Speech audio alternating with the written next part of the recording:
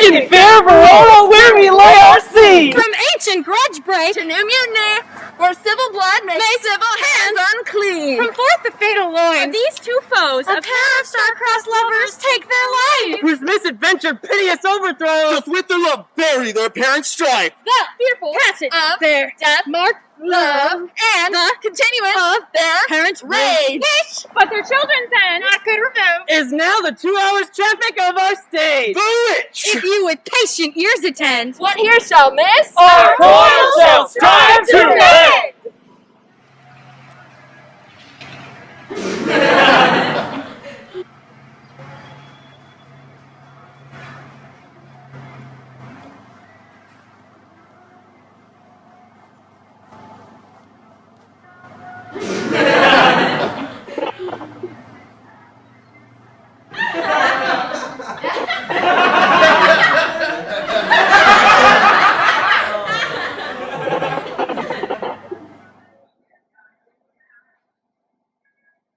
Gregory, on my word, we'll not carry coals. No, for then we should be colliers. I mean, and we being collar, we'll draw.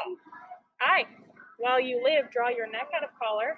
I strike quickly, being moved. But thou art not moved to strike. A dog of the house of Montague moves me. To move is to stir, and to be valiant is to stand. Therefore, if thou art moved, thou runnest away. A dog of that house shall move me to stand. I'll take the wall of any man or maid of Montague's. Oh, draw thy tool. Here comes of the house of Montague. My naked weapon is out. Quarrel, I will back thee. How? Turn thy back and run. Fear me not. No, Mary, I fear thee. Let us take the law of our side. Let them begin. I will frown as they pass by and let them take it as they list. Nay, as they dare. I will bite my thumb at them, which is disgrace to them if they bear it. Hey! You bite your thumb at us, sir? I do bite my thumb, sir. Do you bite your thumb at us, sir? Is the law of our side if I say aye? No. No, sir! I do not bite my thumb at you, sir, but I do bite my thumb, sir. Do you quarrel, sir? Quarrel, sir. No, sir. If you do, sir, I am for you. I serve as good a man as you. No better. Well, sir. Say better. Here comes one of my master's kinsmen. Yes, better, sir! You lie. Draw, if you be men. Gregory, remember thy washing blow.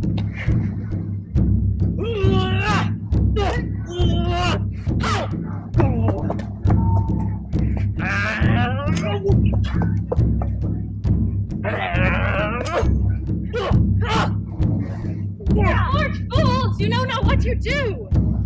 What, art thou drawn among these heartless hinds? Turn thee, Benvolio, look upon thy jest. I do but keep the peace.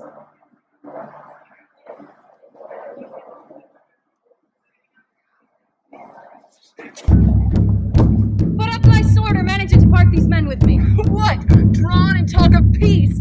I hate the word, as I hate hell, a Montagues, and thee. Have at thee, coward!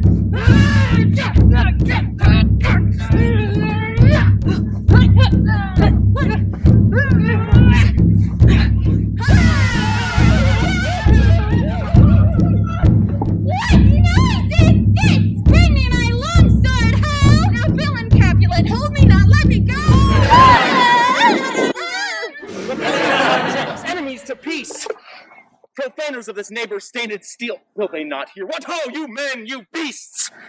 That quench the fire of your pernicious rage with purple fountains issuing from your veins. On pain of torture, throw your bloody weapons to the ground and hear the sentence of your moved prince. Fuck you. 3 civil brawls, bred of an airy word by you, old Capulet and the Montague, have thrice disturbed the quiet of our streets and made Verona's ancient citizens cast by their grave beseeming ornaments to take up hands in old, cankered with peace, to part your cankered hate. If you ever disturb our streets again, your lives shall pay the forfeit of the peace. For now, all rest, depart. Oh.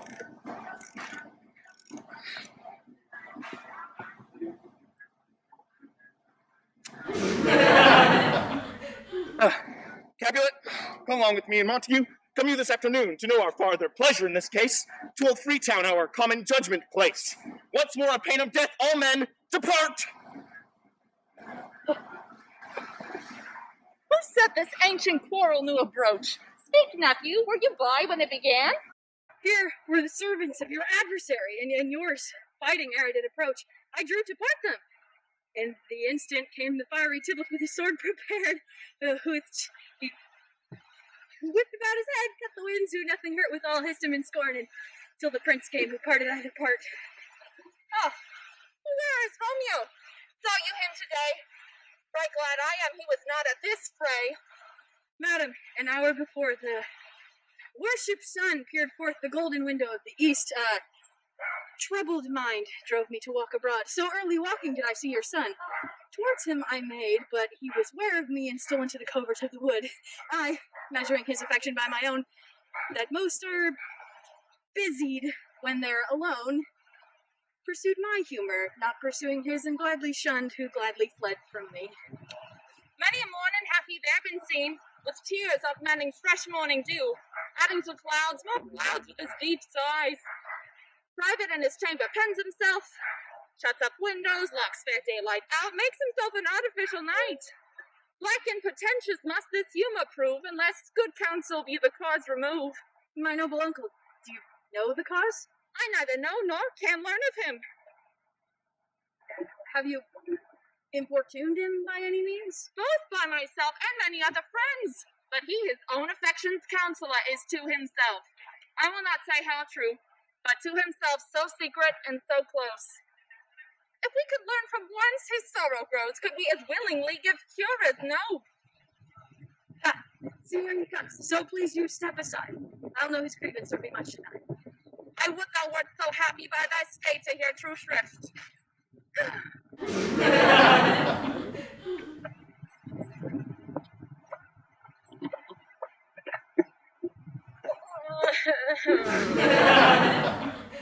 Good morrow, cousin.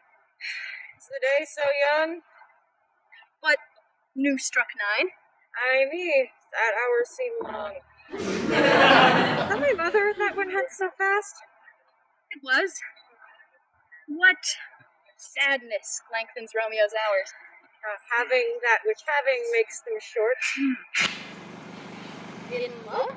Out. Of love? Out of her favor. I am in love.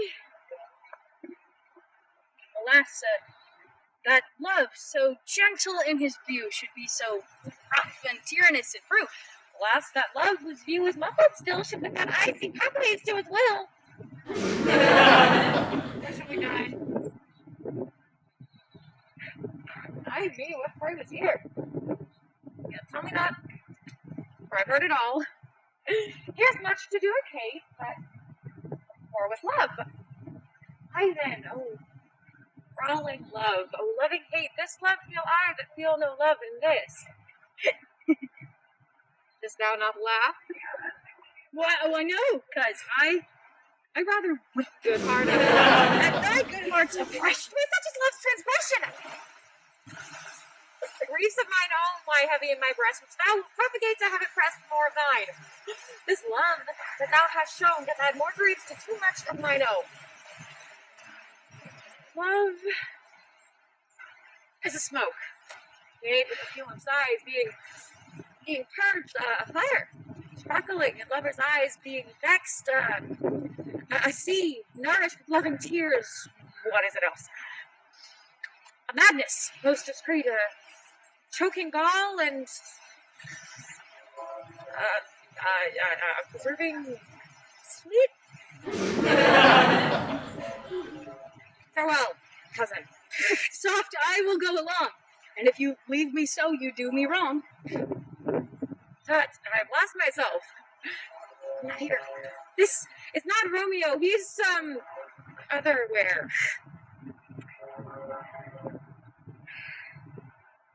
Tell me in sadness, who is it that you love?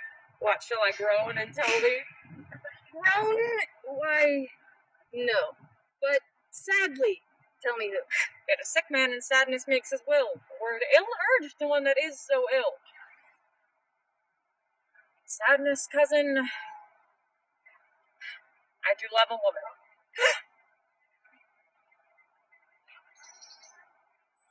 I aim so near when I supposed you loved. She's fair, I love.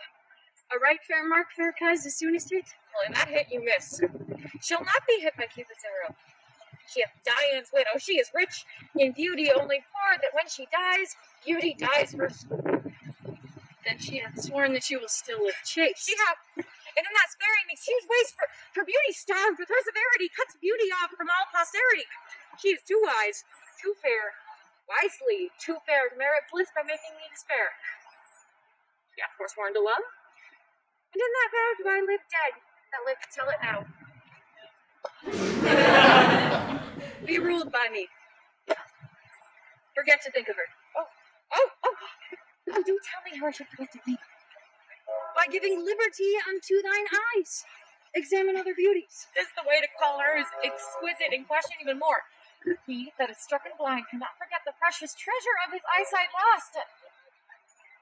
Show me a mistress that is passing fair.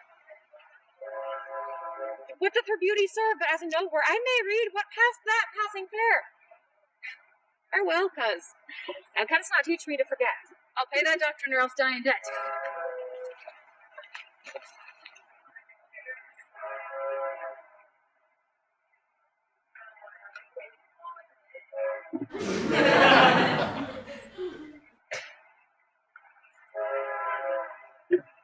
But Montague is bound as well as I in penalty alike. And 'tis not hard, I thinks, for men so old as me to keep the peace. Of honorable reckoning are you both, and pity 'tis you lived so long at odds. But now, my lord, what say you to my suit? But saying o'er what I have said before, my child is yet a stranger in the world. She hath not seen the change of 19 years. Let 2 more summers wither in their pride ere we may think her right to be a bride. Younger than she, a happy mother's maid. And too soon marred are those so early made. Earth hath swallowed all my hopes, but she's the hopeful lady of my earth. But will her, gentle Paris, get her heart? My will to her consent is but a part. This night I hold an old feast to which I have invited many a guest, such as I love, and you among the store. One more most welcome makes my number more. Come, go with me.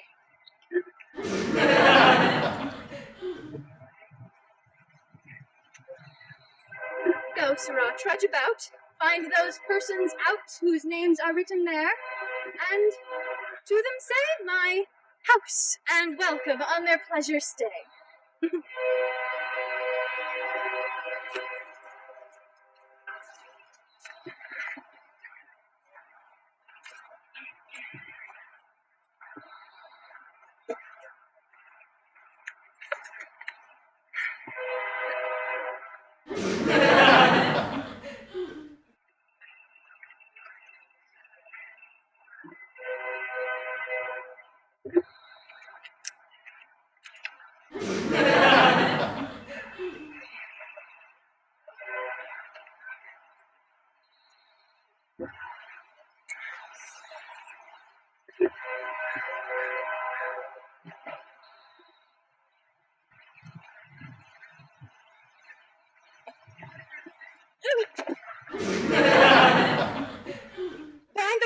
whose names are written here.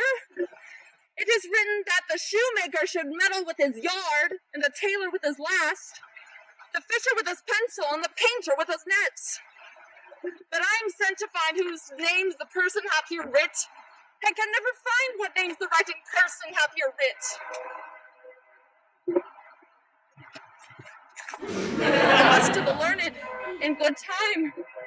Tut man, one fire burns out another's burning, one pain is lessened by another's anguish. Turn giddy and be helped by backward turning, one desperate grief cures with another's languish. Your plantain leaf is excellent for that. For what, I pray thee? For thy broken chin. Why, Romeo, art thou mad? Not mad, but bound more than a madman is. Yeah, Pray, sir, can you read? I own fortune in my misery. Well, perhaps you have learned it without book, but I pray, can you read anything you see? If I know the letters and the language. You say honestly. Best you marry. Stay. I can read.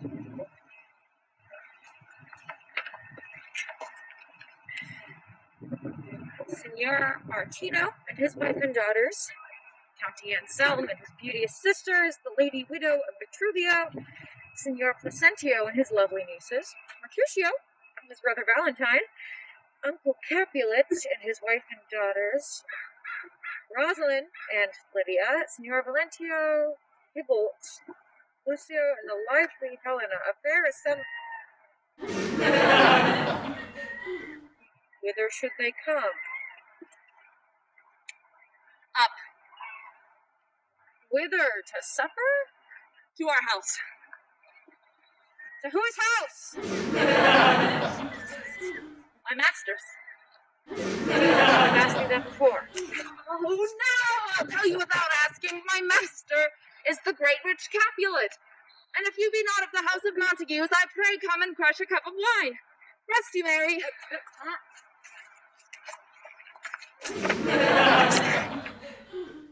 At this same ancient feast of Capulet sups the fair Rosaline, whom thou so loves. Go thither, and with unattainted eye, compare her face with some that I shall show, and I will make thee think thy swan a crow. One fairer than my love. The all-seeing sun ne'er saw her match since first the world begun. But in that crystal scales let there be weighed your lady's love with some other maid that I will show you shining at this feast, and she shall scant show well that now seems best.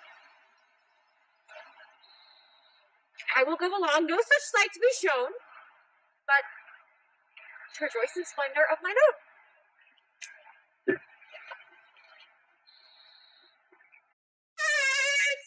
Where is my daughter? Call her forth to me. Now, bonny maiden and a 12-year-old I bade her come. What lamb, what ladybird. God forbid. Where's this girl? Not Juliet! Come out, who calls? Your mother.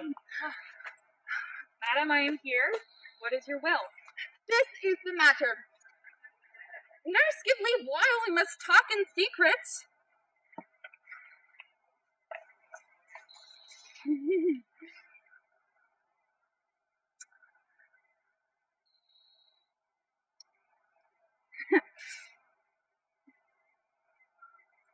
Nurse, come back again. I remember we must hear our counsel. Thou knowest my daughter is of a pretty age. Faith, I can tell her age unto an hour. She's not 19. No, lay 19 in me teeth, but to my teenager, but fool. She's not 19. How long is it now to Lamastide? A fortnight in odd days. Even or odd, of all days of the year, come Lammas Eve at night, she should be 19. Susan and sheep, God rest all Christian souls, who haven't aged well. Susan is with God. She was too good to me. But as I said, on Lammas Eve at night shall she be 19, that she shall. Mary, I remember it well. 'Tis since the earthquake. Now 11 years. 'Tis since she was weaned, I never shall forget it. For I then laid woman to me, Doug, sitting in the sun under the dove-house wall. Me lord and you were then at mantua, and nay, I do bear a brain. But as I said, on Lammas Eve at night shall she be 19. And it's been since 11 years. And when it did taste the nipple of a dog and felt it touchy and fall out with a dog, spit a pretty fool, and the pretty wretch left crying. And my husband, God rest his soul, he was a merry man, took up the child. Yea, quoth he, dost thou fall upon thy face? Thou wilt fall backwards, and thou hast comes to wit, wilt thou not, Jewel? And, blimey all of them, the pretty wretch left crying, and said I, to see now how a jest shall come about.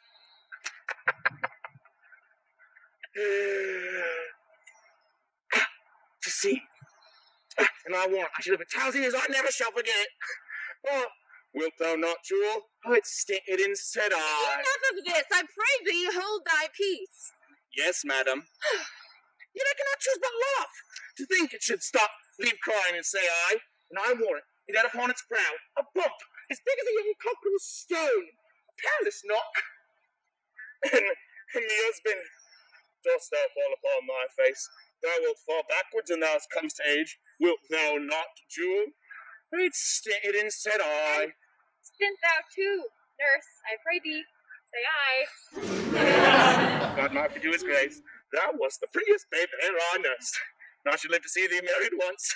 I have me wish. Oh, married! That marry is the very thing I came to talk of. Tell me, Dr. Juliet, how stands your disposition to be married? It is an honor that I dream not of. Were not I thine onlyness, I'd say thou hadst sucked wisdom from thy teeth. Well, think of marriage now. Younger than you here in Verona, ladies of esteem are made already mothers.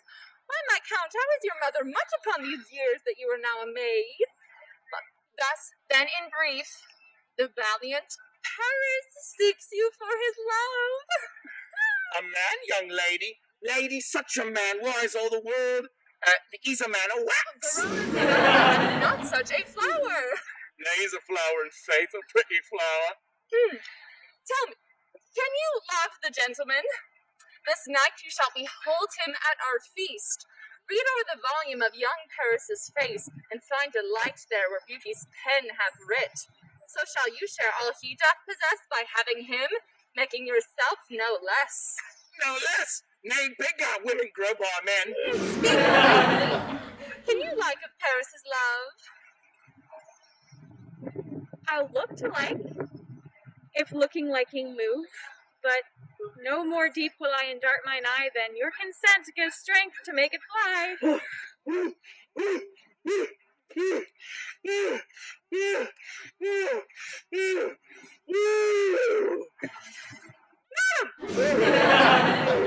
The guests are come, supper served, you called, my young lady asked for, and the nurse cursed in the pantry, and everything in extremity. I must hence to wait, I beseech you, follow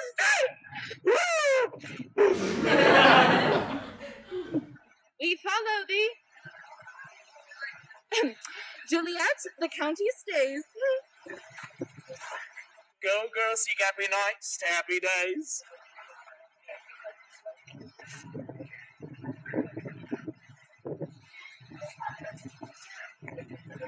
What shall the speech be spoke for our excuse, or shall we apology? Stated that accept publicity. The prologue without the prologue faintly spoke after the prompter for our entrance. But let them measure us by what they will. We'll measure them a measure and be gone. Give me a torch. I'm not for this amply, being but heavy, I will bear the light. Nay, gentle Romeo, you must have you dance. Ah, beautifully.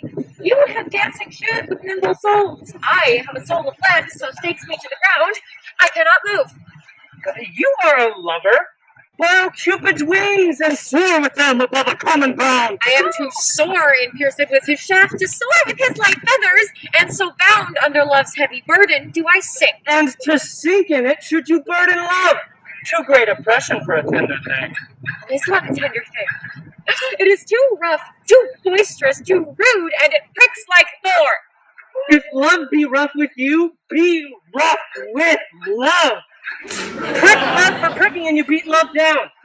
Give me a case to put my visage in, a visor for a visor. What your eye, what curious eye doth quote deformities here, or the beetle brow shall blush for me. Come, knock and enter, and no sooner in, but every man would take him to his legs. A torch for me! Let wantons light of heart tickle the senseless rushes with their heels, for I am perverted with the grandsire phrase. I'll be a candle holder and look on. If thou art done, we'll draw thee from the mire, or save your reverence, love, in which thou stickest up to the ears. How we burn daylight, how? And it's not so. Woo! I mean, sir, in delay we waste our lights. In vain, lights by day, come take our good meaning. For our judgment sits 5 times in that, ere once in our 5 wits. And we mean well in going to this mass, but 'tis no wit to go. Oh, and why, may one ask? I dreamt a dream tonight. And so did I! What was yours? The dreamers often lie! And then asleep, will they do dream things true? Oh! Then I see Queen Mab hath been with you. She is the fairy's midwife, and comes in shape no bigger than an agate stone on the forefinger of an alderman, drawn by a team of little atonal over men's noses as they lie asleep. Her wagon spokes have long spinner's legs, the cover of the wings of grasshoppers, her traces of the smallest spider web, her collars of the moonshine's watery beams, her whip of cricket's bone, the lash of film, and her wagoner a small gray-coated gnat, not half so big as a round little worm plucked from the lazy finger of a maid. Her chariot is an empty hazelnut, made by the joiner squirrel or old grub, time out of mind, the fairies' coachmakers, and in this state she gallops, neck by neck, through lovers' brains, and then they dream of love. Over courtiers' knees who dream on kersey straight, over lawyers' fingers who dream straight on fees, over ladies' lips who dream straight on kisses, which off the angry mab with blisters plagues because their breasts with sweetmeats tainted are. Sometimes she driveth over a courtier's nose, then dreams he of smelling out another suit.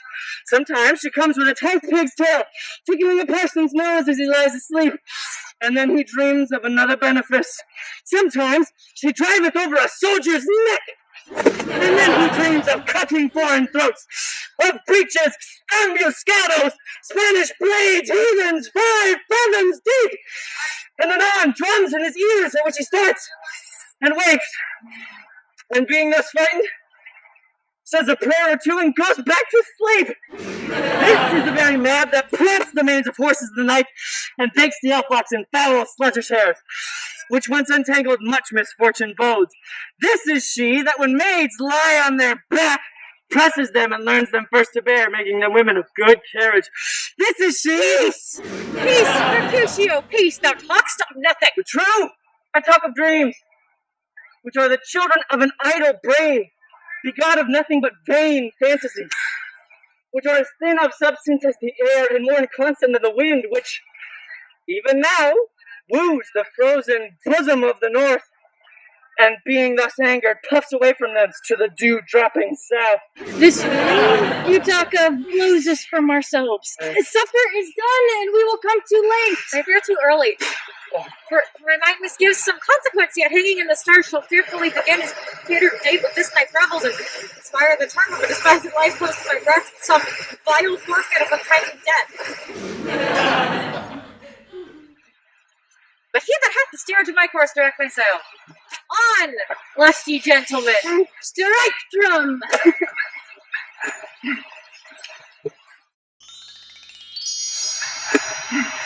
Welcome, gentlemen! Ladies that have their toes unplagued with corns will walk about with you. Welcome, gentlemen! I have seen the day that I have worn a visor and could tell a whispering tale in a fair lady's ears such as would please. 'Tis gone, 'tis gone, 'tis gone! You are welcome, gentlemen! Come, musicians, play! Yes, my chair! Oh, just stuck on it!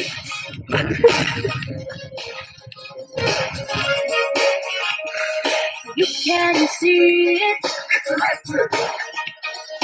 You gotta feel it.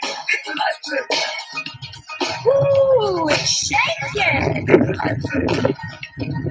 Make a mess of carrot, she's a papa like a man, she's a move it like a legend. You gotta know it. Now you can't hold it. What lady's that with the hand beyond her knife? I know, sir. See the orchestra burn bright. Seems she hangs upon the cheek of night like a rich jewel in a princess's ear. Beauty too rich for use. Earth to hear. When you're done, I'll watch your place of stand and touching hers make blessed my rude hand. Did my heart love till now? First merit, sight. But there I saw true beauty till this night. This by his born should be a Montague. Now by the stock and honor of my kin, to strike him dead, I hold it not a sin. Why, how now, kinsman? Wherefore storm you so? Uncle, this is a Montague, our foe. Oh, young Romeo, is it? 'Tis he, that villain Romeo. Content thee, gentle coz, let him alone. I would not for the wealth of all this town here in my house do him disparagement. Therefore, have patience, take no note of him.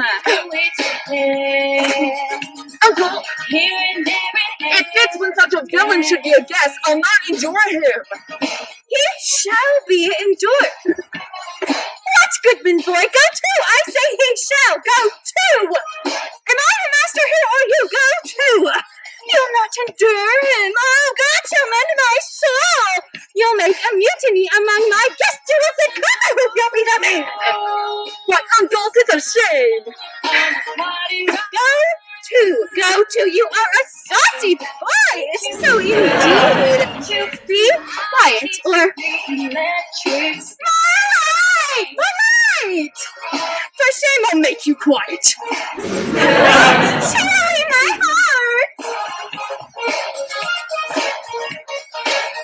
I will withdraw, but this intrusion shall, now seeming sweet, convert to bitterest gall. I profane with my unworthiest hand this holy shrine. The gentle sin is this.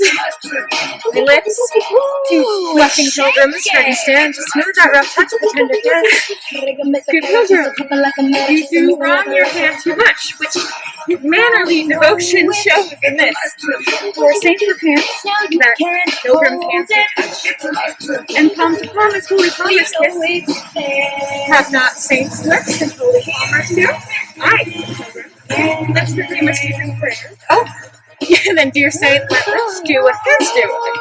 They pray, grant thou lest faith turn to despair. Taste not moved, though grant for prayer's sake.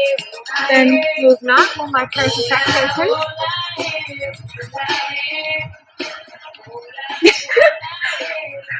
Thus, from mine, with thy lips, my sin is heard. Who can have my lips the sin that they have took? Oh, it's sin from my lips. Oh, trespass sweetly urged. Give me my sin again.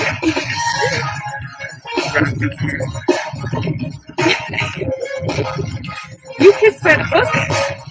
Madam! Your mother craves a word with you.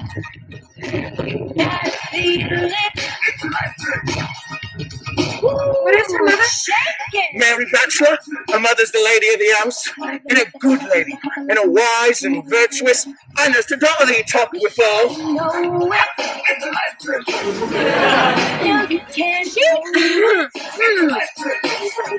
She a Capulet.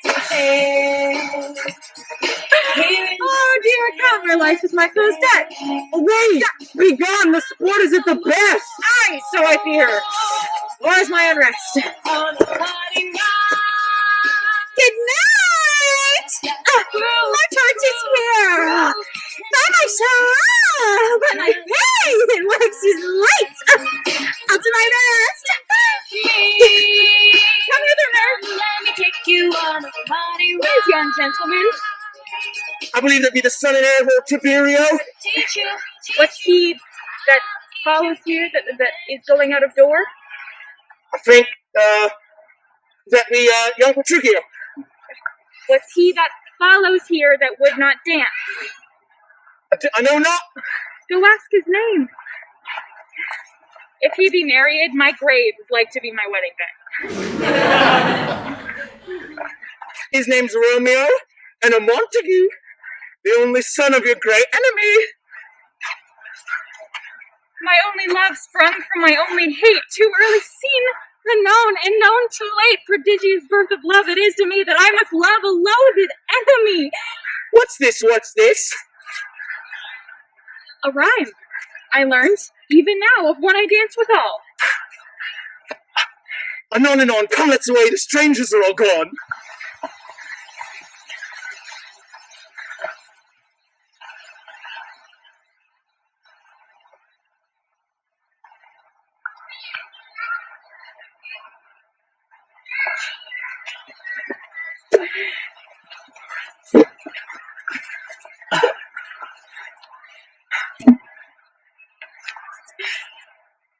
Now old desire doth in his deathbed lie, and young affection gapes to be his heir. That fair for which love groaned for and would die with tender Juliet matched is now not fair. Now Romeo is beloved, and loves again. Alike bewitched by the charm of looks. But to his foe supposed he must complain, and she steals love's sweet bait with fearful hooks. Being held a foe, He may not have access to breathe such vows as lovers used to swear. and she is much in love. For means much less to meet her new beloved anywhere. But passion lends them power. Time means To meet. tempering extremities with extreme sweet.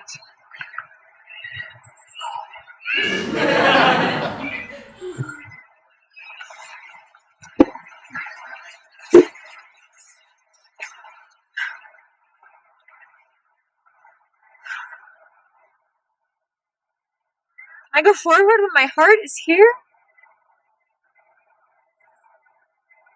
Turn back, dull earth, and find thy center out.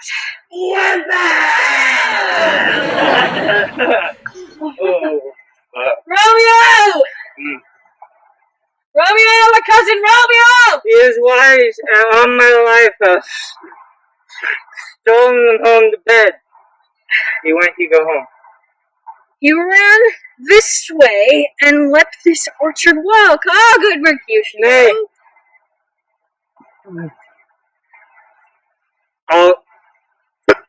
All cons are too.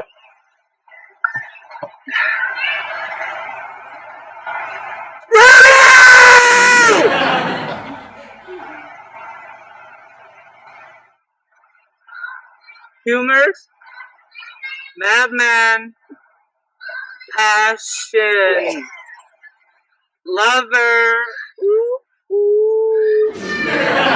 appears in the likeness of a sigh. Speak but one rhyme and I am satisfied. Cry, woo. Cry but I me. Pronounce but love and dove. I conjure thee by Rosalind's bright eyes, and her high forehead and her scarlet lip, by her fine foot and straight leg. Whoa. Whoa. And her quivering thighs, and the domains that there adjacent lie. That in thy likeness thou appear to us. Fucking. And if he hear thee, thou wilt anger him. This cannot anger him.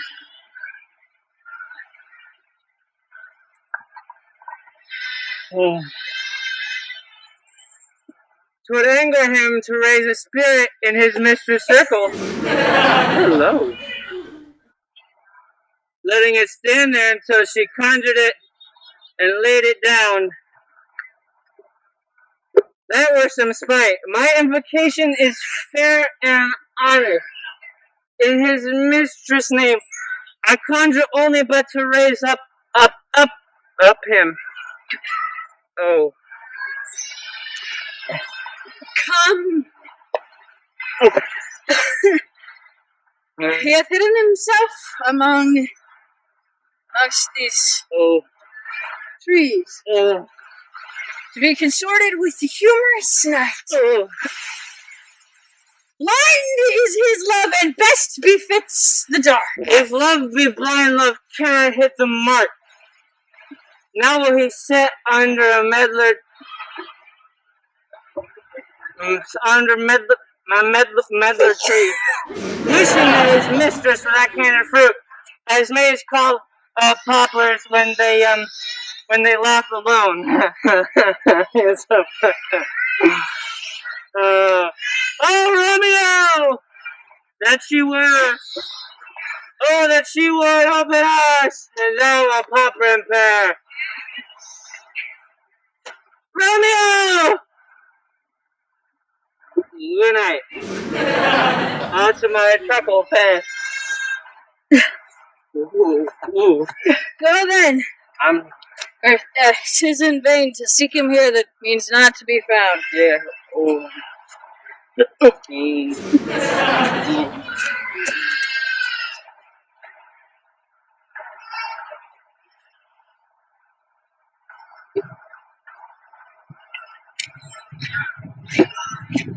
He just scars that never felt a wound.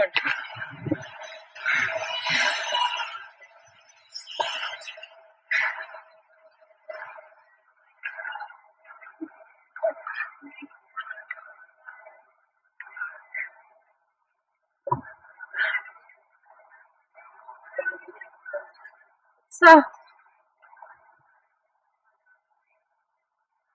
the light through yonder window breaks.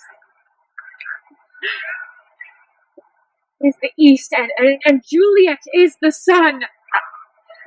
Arise, fair sun, and kill the envious moon who is sick and pale with grief that you, her maid, are more fair than she. Be not her maid, since she is envious. Her vestal livery is but sick and green, and none but fools do wear it. Cast it off.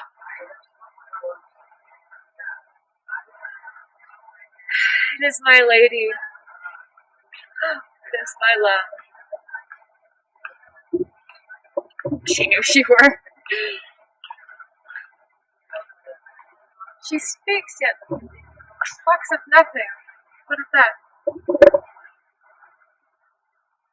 My discourses. I will answer it.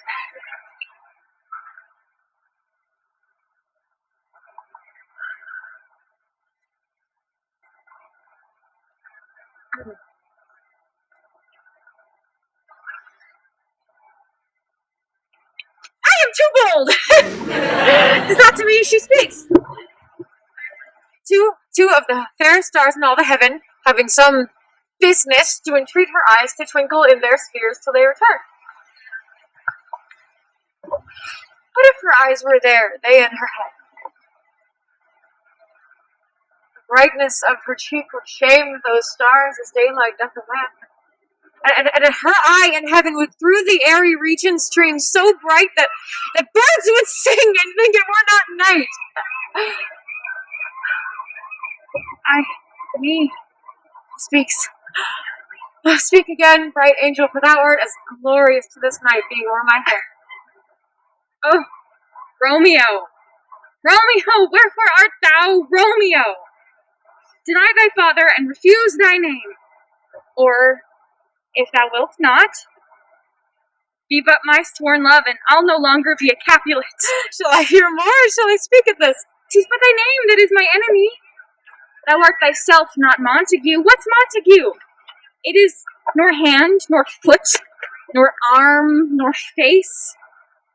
Oh, be some other name belonging to a man. What's in a name? That which we call a rose by any other word would smell as sweet. So Romeo would, were he not Romeo called, retain that dear perfection which he owes without that title. Romeo, doff thy name, and for thy name, which is no part of thee, take all myself. I take thee at thy word. Call me but love, and I'll be new baptized. Henceforth I never will be Romeo. What man art thou, that thus bescreamed in night so stumblest on my counsel? Well, by a name I know not how to tell thee who I am. My name, dear saint, is hateful to myself because it is an enemy to thee. Art thou not Romeo? And a Montague? Neither, fair maid, if either thee dislike.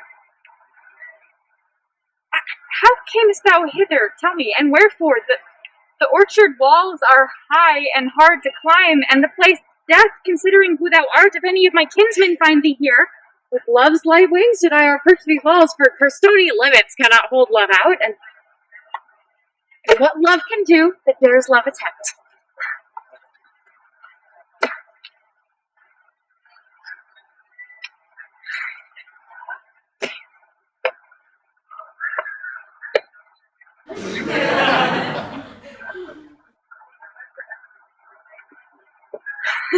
Therefore thy kinsmen are no stop to me.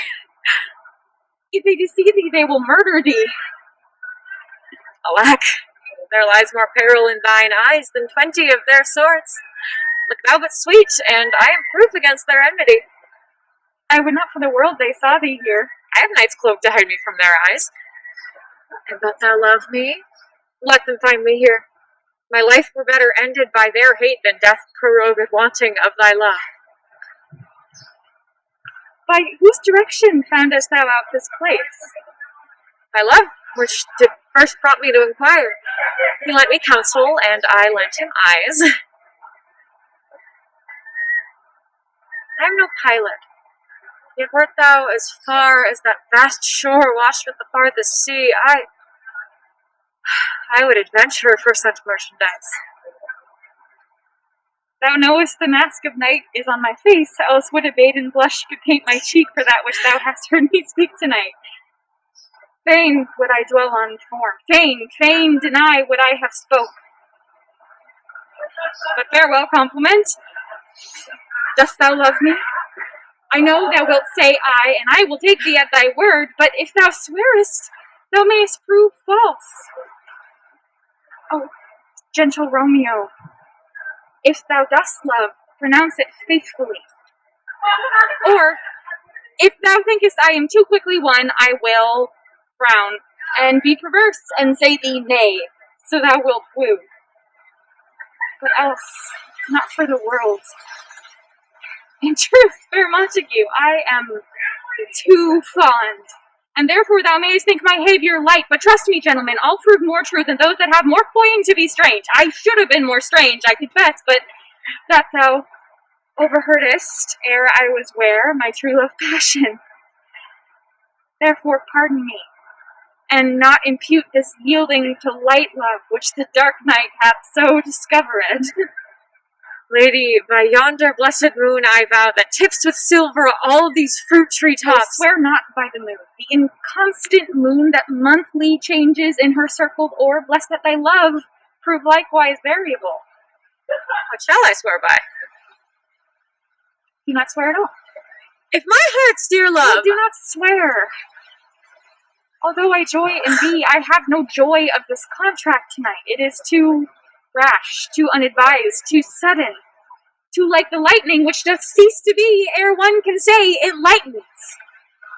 Sweet, good night.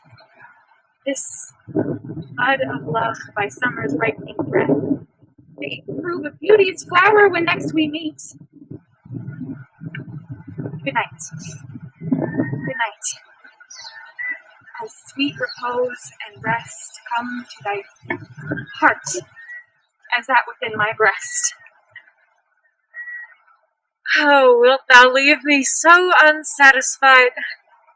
What satisfaction canst thou have tonight? The exchange of thy love's faithful vow for mine. I gave thee mine before thou didst request it, and yet I would it were to give again. Wouldst thou withdraw it? For what purpose, love? But to be frank, and give it thee again. And yet I wish but for the thing I have. My bounty is as boundless as the sea, my love is deep. The more I give to thee, the more I have, for both are infinite. Mistress Juliet! Friends is on TV! I hear some noise within. Sweet love, adieu. I come anon. Dear Montague, be true. Stay but a little, I will come again. Oh, blessed night! I'm afeard that being a night, all this is but a dream, too flattering sweet to be substantial. 3 words, dear Montague. Good night indeed. If that thy bent of love be honourable, thy purpose marriage, send me word tomorrow, by one I'll procure to come to thee, where and what time thou wilt perform the rite, and all my fortunes at thy foot I'll lay, and follow thee, my lord, throughout the world. Madam! Coming on! But if thou meanest not well, I do beseech thee. By and by I come to cease thy strife and leave me to my grief. Tomorrow I will send. Oh, so thrive my soul. 1,000 times. Good night. Oh, 1,000 times the worse to walk thy light. Love goes toward love as schoolboys from their books, but love from love toward school with heavy looks. Psst. Romeo? Psst. Oh, for a falconer's voice to lure that tassel gentle back again. It is my soul that calls upon my name. How silvery sweets our lovers' tongues by night, like softest music to attending ears. Romeo? My dear, What o'clock tomorrow shall I send to thee? by the hour of 9. I will not fail. 'Tis 20 year till then. I have forgot why I did call thee back. Let me stand here till thou remember it. I shall forget to have thee still stand there, remembering how I love thy company. And I'll still stay. To have thee still forget, forgetting any other home but this. 'Tis almost morning. I would have thee gone. Good night. Good night. Parting is such sweet sorrow that I shall say good night till it be marred.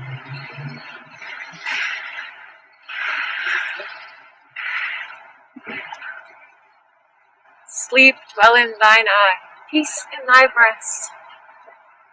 For I were sleep in peace so sweet to rest.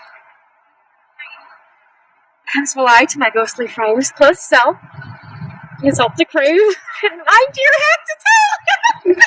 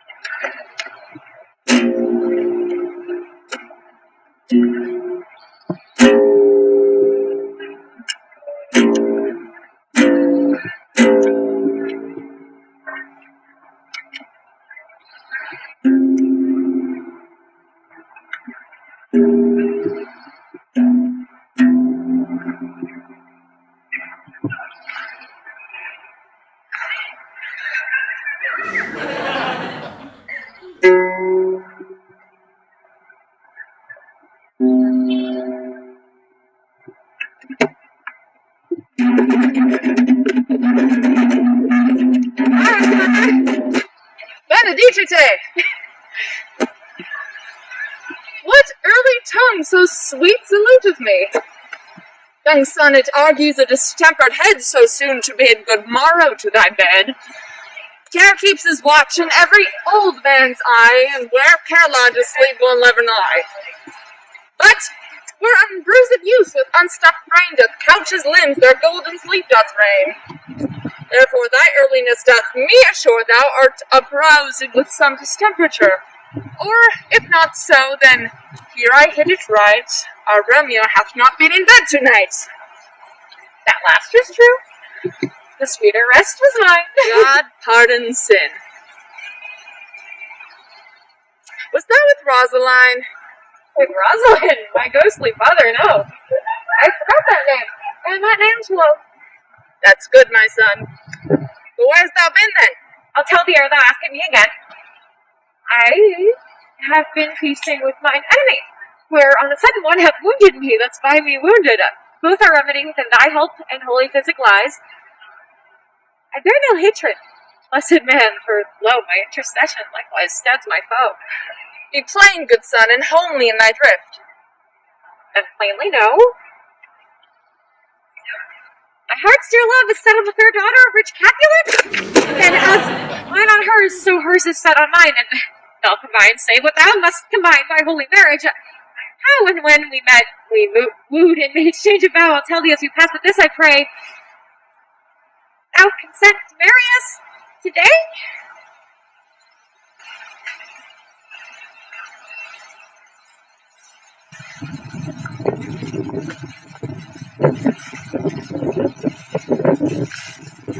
Holy Saint Francis! What changes here? It is Rosaline that thou didst love so dear, so soon forsaken? Young men's love then lies truly not in their hearts, but in their eyes. And art thou changed? Pronounce this sentence then. Women may fall when there is no strength in them. Bites me oft for loving Rosalind. But for doting, not for loving, pupil mine. And bids me bury love? Not in a grave to lay one in, another out to have. I pray thee, chide me not. Her I love now, doth grace for grace, and love for love allow, the other did not so. Oh, she knew well. Thy love did be by roach that could not spell.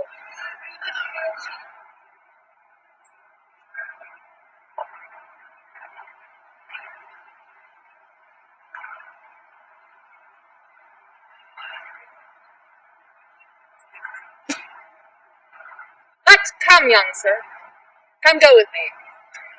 In one respect, I'll assistant thee, for this alliance may so happy prove to turn your household's rancor to pure love. Let us hence, I see without sudden haste. Wisely and slow. They stumble that run fast.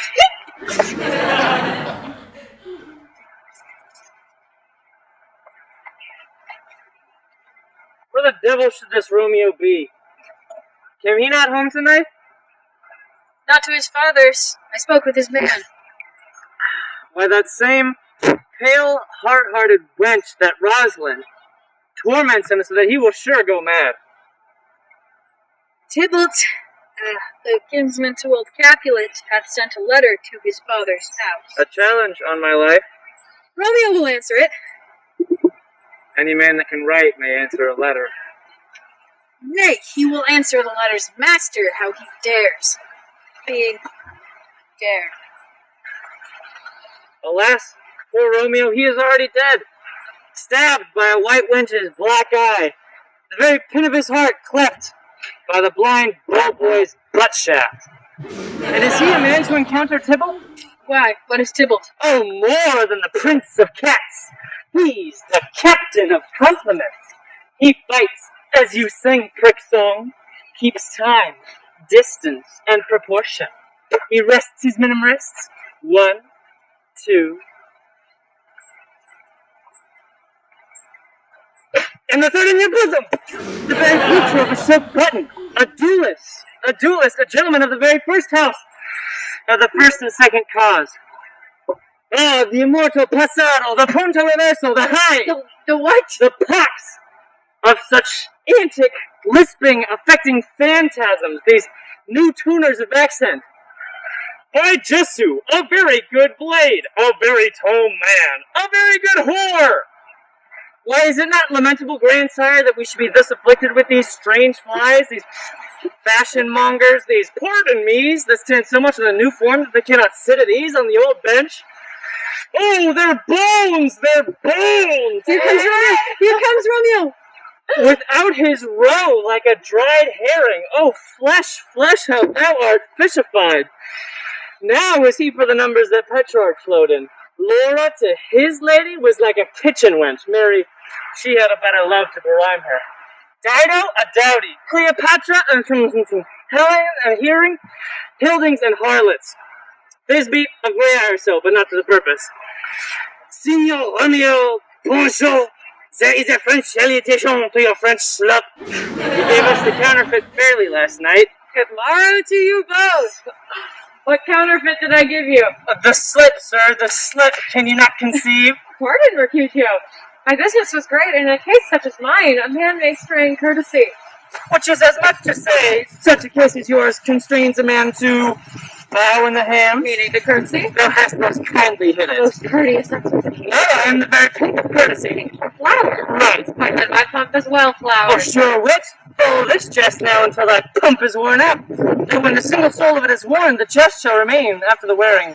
Solely singular. So single soul jest solely singular for the single? I come between us, good Benvolio, my wits faint. Switch and spurs, or I'll cry in that. Nay, for if our wits run the wild goose chase, I am done. For thou hast more of a wild goose in one of thy wits than I am sure I have in my whole 5.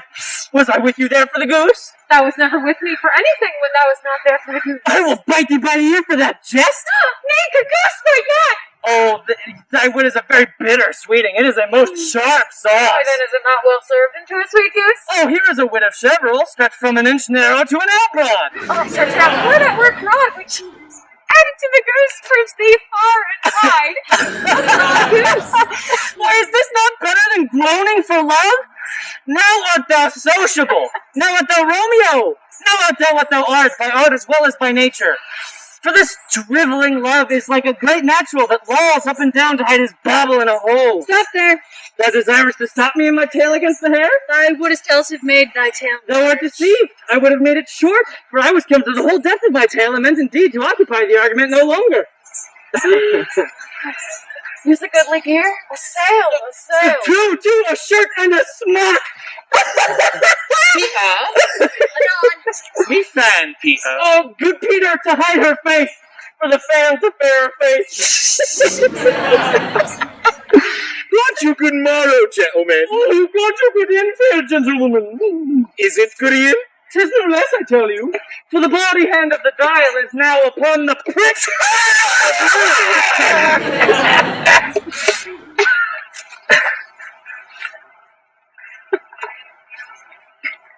I pray you, sir.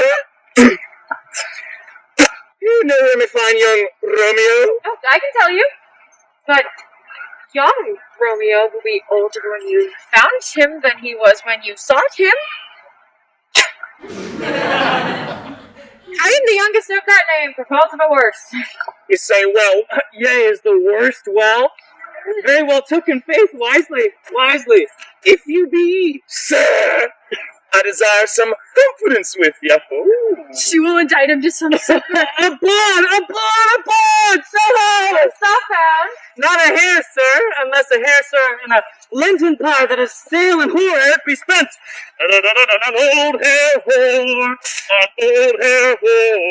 is very good meat in Lent, but a hair that is whole is too much for score when it pours ere it be spent. Romeo, we come to your father's will to dinner thither. I will follow you. Farewell, ancient lady. Farewell, lady.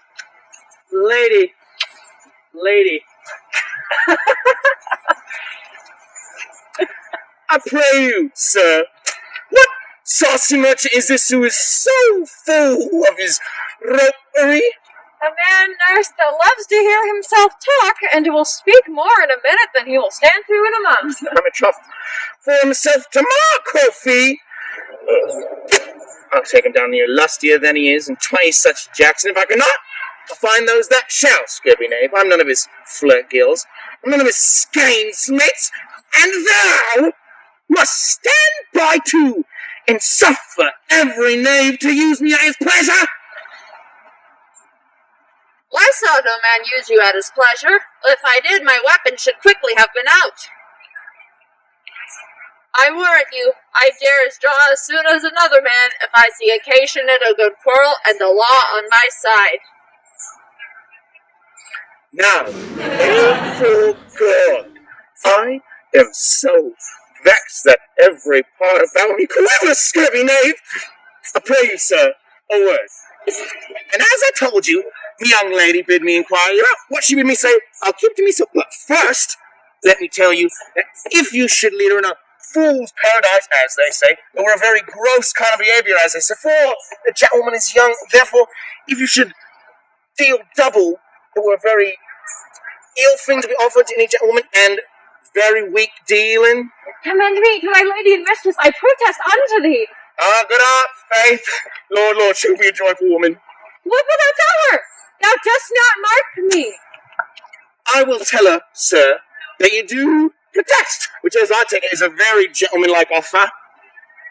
Bid her devise some means to come to ship this afternoon, and there at Friar Lawrenceville she shall be shrimped and married.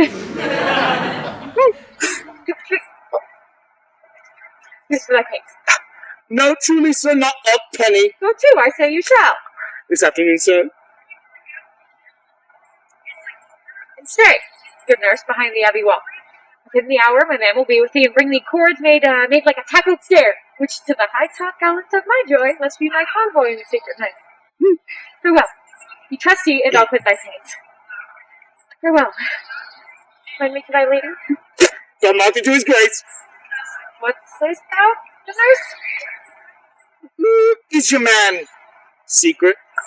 Have you ne'er say two may keep counsel, putting one away? I warrant thee, my man's as true as steel. Well, me lady's the sweetest thing. Lord, and 'twas a little prating.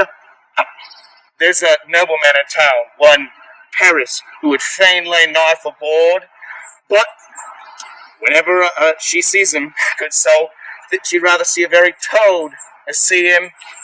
I anger sometimes and tell her that Paris is the proper man, but when I do, I warrant she looks as pale as any clout in the versal world. Doth not Rosemary and Romeo both begin with a letter? Aye, nurse, what of it? Both with an R. Oh, mucker! It's the dog's name. R is for... I know it starts with some other letter, and she is the prettiest sententious of it, of you and Rosemary, and it would do you good to hear it. Commend me to thy mistress? Aye, 1,000 times. Here! Anon! Before and apace.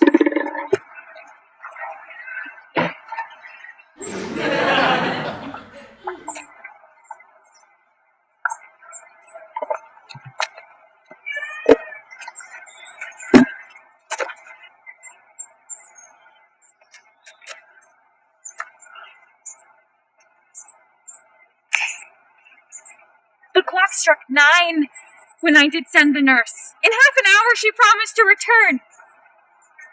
Perchance she cannot meet him. That's not so. Oh, she is.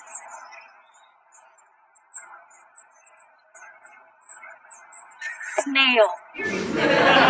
Love's heralds should be thoughts which 10 times faster glides than the sun's beams, driving back shadows over lowering hills. Therefore, do nimble-pinioned doves draw love, and therefore hath the wind-swift Cupid wings. But now, the sun is upon the highmost hill of today's journey, and from 9 till 12 is 3 long hours, yet she is not come. Has she affections and warm, youthful blood? She would be as swift in motion as a ball. My words would bandy her to my sweet love, and his to me. But many old folks feign as they were dead.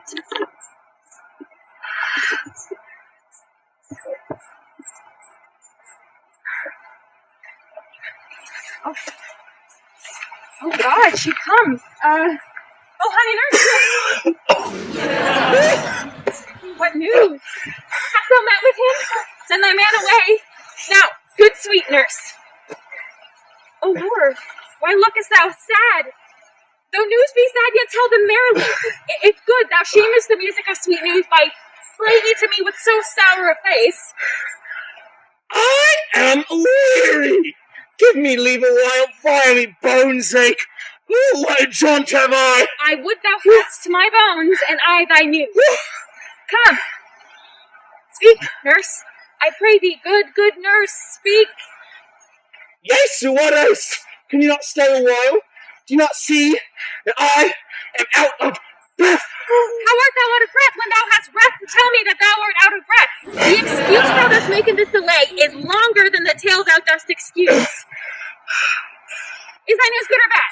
Answer to that. Say either, and I'll state the circumstance. Let me be satisfied. Is it good or bad? You made a simple choice. You know not how to choose a man. Romeo, no, naughty. What says he of our marriage? What of that? Lord, how me head aches. What have I? Beats! It's over 4 20 pieces! Me back on the other side. Oh, me back! Oh, me back! Oh. Sweet? Be sure you're up for sending me to catch me death with jolting up and down. Sweet. Sweet. Sweet nurse. Tell me, what says my love? Your love says, like an honest gentleman, and a courteous, and a kind, and an handsome, and iron warrant, a virtuous. Where is your mother? Where is my mother? Why, she is within. Where should she be? How oddly thou repliest. Your love says, like an honest gentleman, where is your mother? Oh, God's lady, dear! Are you too hot? Mary is the poetess for me aching bones. Henceforward do your messages yourself. Oh, you're such a coil. Come, what says Romeo? Have you leave to go shrift today? I have. Are you the Lord itself? Blessed is a husband to make you a wife. Go, all to dinner. Are you to the cell? Had a high fortune, honest nurse, farewell.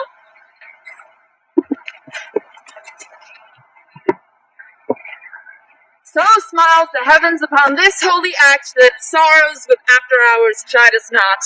Amen. But come what sorrow can, it cannot countervail the exchange of joy that one short minute gives me at her sight.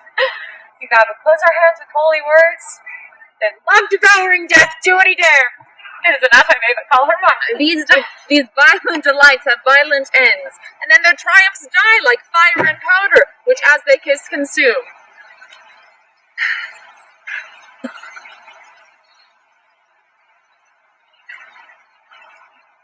Sweetest honey is loathsome in its own deliciousness, and in the taste confounds the appetite.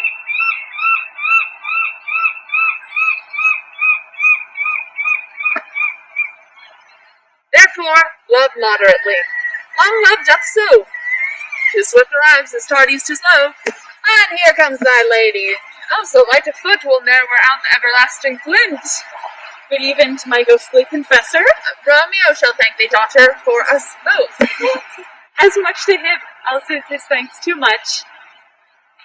Juliet, if the measure of thy joy be heaped like mine, and thy skill the more to blazon it, then sweeten with thy breath this neighbor air, and let rich music's tongue unfold the imagined happiness that both receive in either by this dear encounter.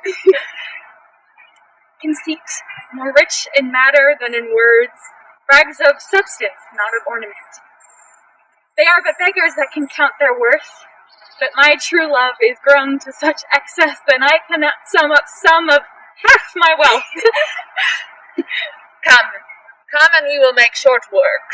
For by your leaves you shall not stay alone till Holy Church incorporate two in one.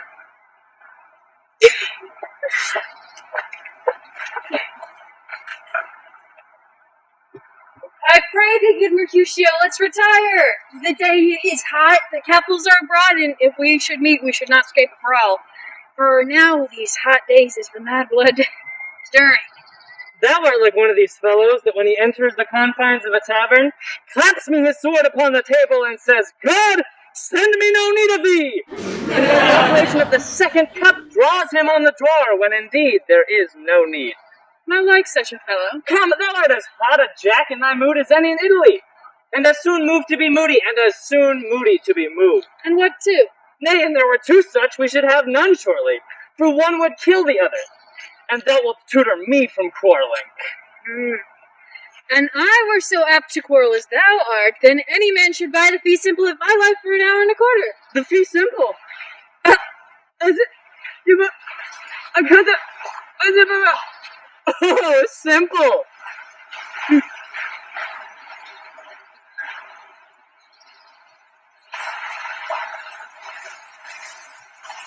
By my head, here come the Capulets. By my heel, I care not. Gentlemen, get in.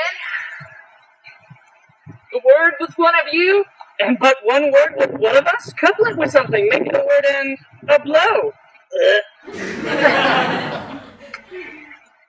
You shall find me apt enough to that, sir, and you will give me occasion. Could you not take some occasion without giving? Mercutio, thou consortest with Romeo. Consort? What, dost thou make us foolish? If thou make us foolish, look to hear nothing but discords. Here's my fiddlestick, here's that shall make you dance. Zounds, consort. We talk here in the public haunt of men. Either withdraw unto some private place, or reason coldly of your grievances, or else depart. Here all eyes gaze on us. Men's eyes were made to look, and let them gaze. I will not budge for no man's pleasure, Well, peace be with you, sir. Here comes my man. Oh, but I'll be hanged, sir, if he wear your livery. Mary, go before the field, he'll be your follower. Your worship in that sense may call him man. Romeo! The love I bear thee can afford no better term than this. Thou art a villain! Tybalt, the reason that I have to love thee does much excuse the appertaining rage at such a greeting. Villain am I none, therefore farewell. See thou knowest me not. Boy, this shall not excuse the injuries thou hast done me, therefore turn and draw! Protest I never injured thee, but rather love thee better than thou canst devise till thou learn the meaning of my love. And so, good Capulet, whose name I tender as dearly as mine own, be satisfied. Oh, calm, dishonorable, vile submission. Tybalt, you rat catcher, will you walk? What wouldst thou have with me? Oh, good king of cats, nothing but one of your 9 lives. That I mean to make bold withal. And as you shall use me hereafter, dry beat the rest of the 8. Will you pluck your sword out of his pilcher by the ears? Come, make haste, lest mine be about your ears ere it be out. I am for you! Good Mercutio, put thy rapier. Come, sir, you're passado. Draw, Romeo, be down the road. Gentlemen, for shame!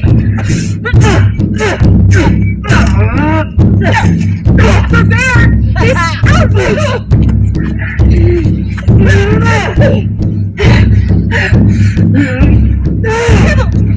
Mercutio of the prince expressly hath forbid this bandying in Verona streets. That even hurt. Let's go. That even hurt. Let's go. Oh, you want to go? Oh, you want to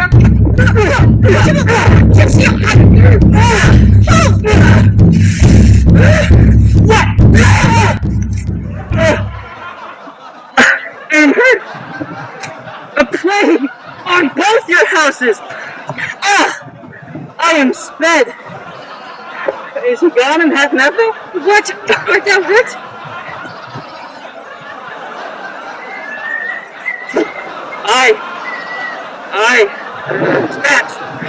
Scratch. Alright, so there's enough. Where is my page?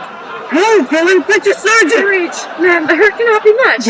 Nay, 'tis not as deep as a well, nor as wide as a church door, but 'tis enough. Will serve. Look for me tomorrow, and you shall find me a grave man.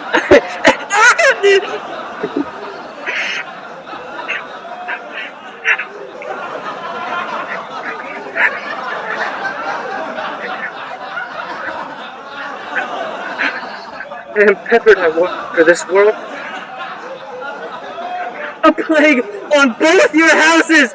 Sounds, a dog, a rat, a mouse, a cat to scratch a man to death.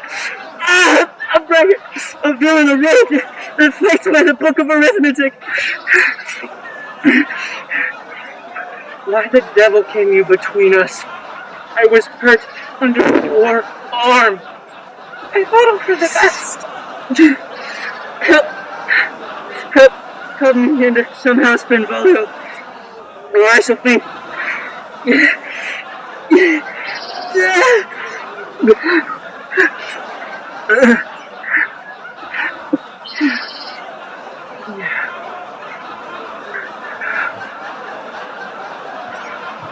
They have made worms meat of you. I have been soundly too. Your houses!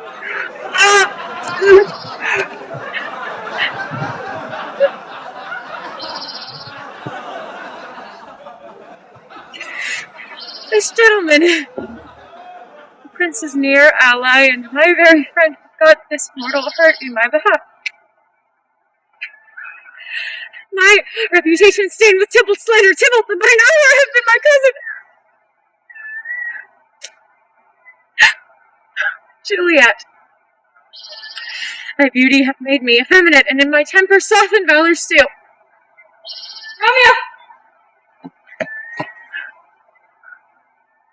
Romeo. Brave Mercutio is dead. That gallant spirit hath aspired the clouds that too untimely here did scorn the earth.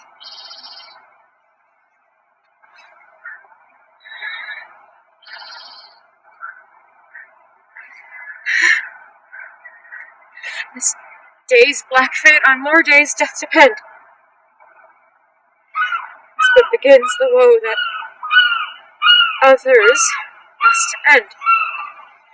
Here comes the furious Tybalt back again, alive in triumph, and Mercutio slain.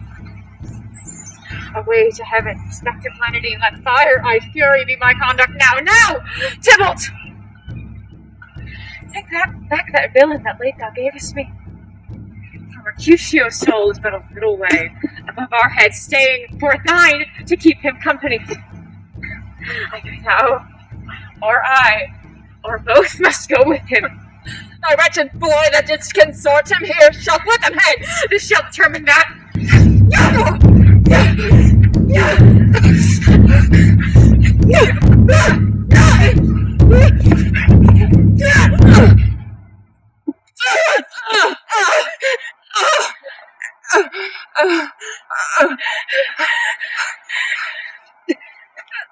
Romeo! Away, begone! The citizens are up and Tybalt slain! The prince will doom thee death if thou art taken hence, begone, away! Fortune's school. Why dost thou stay? There lies that Tybalt. Where are the vile beginners from this fray? Oh, noble prince, I can discover all the unlucky manage of this fatal brawl. There lies the man slain by young Romeo that slew thy kinsman, brave Mercutio.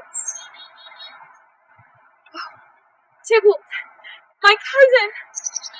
Oh, my brother's child. Oh, cousin. Oh, prince, husband. Oh, the blood is spilled of my dear kinsman. Oh, cousin. Benvolio, who began this bloody fray? Tybalt! Here slain, whom Romeo's hand did slay. Romeo that spoke him fair, bid him bethink how nice the quarrel was, and urged with all your high displeasure, all this uttered with gentle breath, calm look, knees, humbly bowed, could not take truce with the unruly spleen of Tybalt, deaf to peace, but that he tilts with piercing steel at poor Mercutio's breast. He is a kinsman to the Montague. Affection makes him false. He speaks not true. Who, always hot, turns deadly point to point, and with a martial scorn, with one hand beats cold death aside, and with the other sends it back to Tybalt, whose dexterity retorts it. Romeo, he cries aloud, "Hold, friends, friends, part!" And swifter than his tongue, his agile arm beats down their fatal points, and twixt them rushes. Underneath whose arm an envious thrust from Tybalt hit the life of stout Mercutio, and then Tybalt fled. But by and by comes back to Romeo, who had but newly entertained revenge, and to it they go like lightning, for ere I could draw to part them was stout Tybalt slain. And as he fell, did Romeo turn and fly. This is the truth, or let Benvolio die. Some 20 of them fought in this black strife, and all those 20 could but kill one life. I beg for justice, which prince thou must give. Romeo slew Tybalt. Romeo must not live.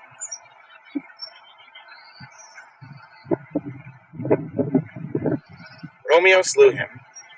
He slew Mercutio. The price of his dear blood doth owe. Not Romeo, prince.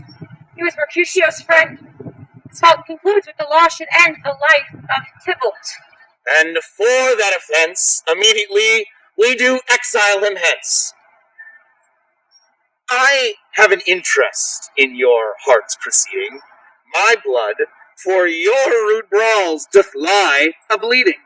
But I'll amerce you with so strong a fine that you shall all repent the loss of mine. I will be deaf to pleading, and excuses, nor tears, nor prayers shall purchase out abuses, therefore use none. Let Romeo hence in haste, else when he is found, let that hour be his last.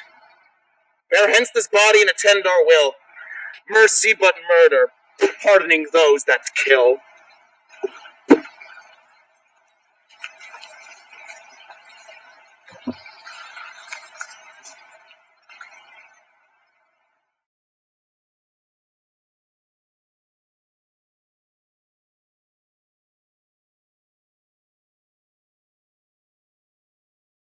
Gallop apace, you fiery-footed steeds, towards Phoebus' lodging. Such a wagoner as Phaeton would whip you to the west and bring in cloudy night immediately. Spread thy close curtains, love-performing night, that runaways' eyes may wink, and Romeo leap to these arms untalked of and unseen. Lovers can see to do their amorous rites by their own beauties, or, if love be blind, it best agrees with night. Come, Sibyl Knight, thou sober-suited matron, all in black, and learn me how to lose a winning match, played for a pair of stainless maidenhoods. Would my unmanned blood, bathing in my cheeks with thy black mantle, till strange love grow bold, think true love acted simple modesty. Come, night, come, Romeo, come, thou day and night, for thou wilt lie upon the wings of night, whiter than a new snow on a raven's back. Come, gentle night, come, loving black-browed night, give me my Romeo. And when I shall die, take him and cut him out in little stars, and he shall make the face of heaven so fine that all the world will be in love with night and pay no worship to the garish sun.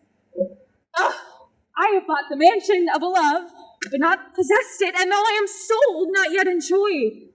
So tedious is this day as is the night before some festival to an impatient child that hath new robes and may not wear them.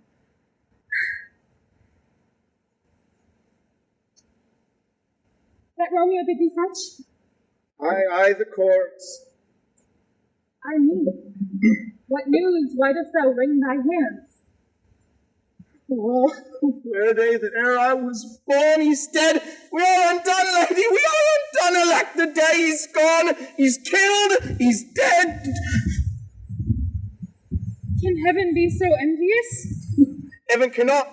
Romeo can. Oh, Romeo, whoever would have thought? Oh, Romeo. What devil art thou that dost torment me thus? This torture should be roared in dismal hell. Hath Romeo slain himself? Say thou but I, and that bare vowel I will poison more than the death-burning eye of cockatrice. I am not I, if there be such an eye, or those eyes shut that makes thee answer, I. If he be slain, say I, or if not, no. Brief sounds determine my weal or woe. I saw the wound, saw with mine eyes your honour's manly breast. God save them all.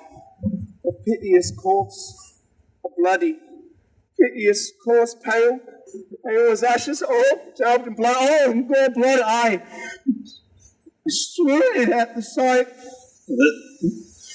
Oh, break my heart, poor bankrout, break at once. The prison eyes ne'er look on liberty, vile earth to earth resign. End motion here, and thou and Romeo press one happy bier. Oh, Tybalt, the greatest friend I had of all. Honest Tybalt, courteous gentleman, I should live to see thee dead. What storm is this that blows so contrary? Is Romeo slaughtered and is Tybalt dead? My dearest cousin and my dearer lord? Then, dreadful trumpet, sound the general doom, for who is living if those two are gone? Romeo's banished. Tybalt dead. Romeo killed him. He is banished. Oh God, did Romeo's hand shed Tybalt's blood? It did, alas the day, it did! Oh, serpent heart made with a flowering face! Did ever dragon keep so fair a cave? Beautiful, tyrant, fiend, angelical, dove-feathered raven, wolvish, ravening lamb, despised substance of divinish show. Just opposite to what thou justly seest, a damned saint, an honorable villain. O nature, what hast thou to do in hell when thou didst devour the spirit of a fiend in mortal paradise of such sweet blood? Was ever book containing such vile matter so fairly bound? Why that deceit should dwell in such a gorgeous palace? No trust, no faith, no honesty in men. All perjured, all forsworn, all not, all dissemblers. Where's me, man? Some aqua vitae. These griefs, these woes, these sorrows make me old. Shame come to Romeo. Blessed be thy tongue for such a wish. He was not born to shame. Upon his brow, shame is a shame to sit, for 'tis a throne where honor may be crowned. Sole monarch of the universal earth, oh, what a beast was I to chide at him! Will you speak ill of him that killed your cousin? Shall I speak ill of him that is my husband? But wherefore, villain, didst thou kill my cousin? That villain cousin would have killed my husband. Back, foolish tears, back to your native spring. Your tributary drops belong to woe, which you mistaking offer up to joy. My husband lives, that Tybalt would have slain. And Tybalt dead, that would have slain my husband. All this is comfort. Wherefore weep I then? Some word there was worser than Tybalt's death that murdered me. I would forget it fain, but oh, it presses to my memory like damned guilty deeds to sinners' minds. There is no end, no limit, measure, bound in that word's death. No words can that woe sound. Where is my father and my mother, nurse? Weeping and wailing over Tybalt's corse. Will you go to them? I'll take you thither. Wash they his wounds with tears? Mine shall be spent when theirs are dry for Romeo's banishment. Take up this purse.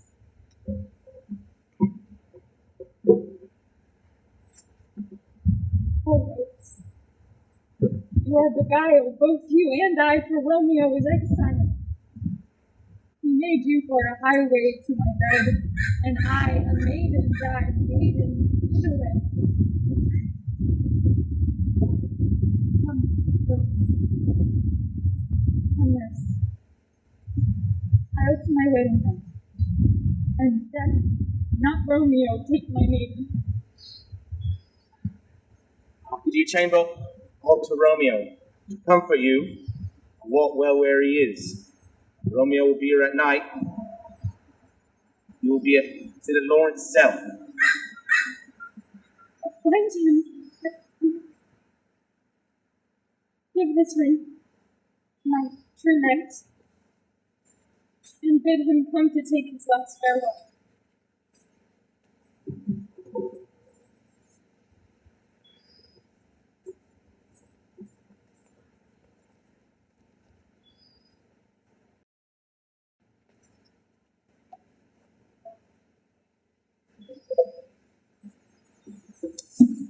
Romeo! Come forth, thou fearful man! affliction is enamored of thy parts, and thou art wedded to calamity. Father, what news? There's the prince's doom. That sorrow craves acquaintance at my hand, that yet I know not. Too familiar is my dear son with such sour company. I bring thee tidings of the prince's doom. What less than doomsday is the prince's doom? A gentler judgment hath vanished from his lips. Not body's death, but body's banishment.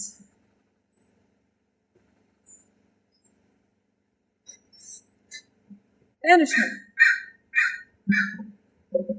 Be merciful, say death. For exile hath more terror in his look, much more than death. Do not say banishment. Here from Verona art thou banished.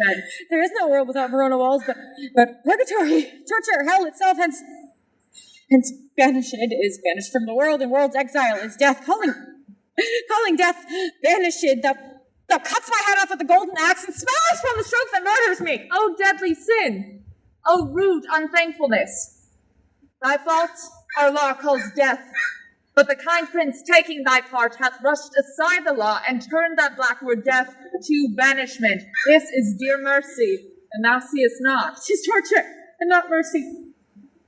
Heaven is here, where Juliet lives, and every cat and dog and little mouse, every unworthy thing, live here in heaven and look on her. Romeo may not. More validity, more honorable state, more courtship lives in carrion flies than Romeo.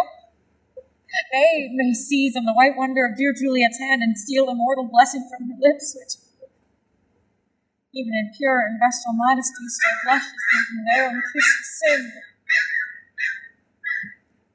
But Romeo may not, for he is banished. Thou fond madman, hear me a little speak. And we'll speak again of banishment. I'll give thee armor to keep off that word, adversity, sweet milk, philosophy to comfort thee, though thou art banished. Yes, banished! Hang up philosophy. Unless philosophy can make a Juliet, this plain cow, reverse a prince's doom. It helps not, it prevails not. Talk no more. Oh, then I see that madmen have no ears. I should say when that wise men have no eyes. Let me dispute with thee of thy estate. Thou canst not speak of that thou dost not feel. But thou as young as I, Juliet thy love an hour, but Mary Tybalt murdered, like me doting, and like me banished, then myself thou speak. Then myself tear thy hair and fall upon the ground as I do now, taking the measure of an unmade grave.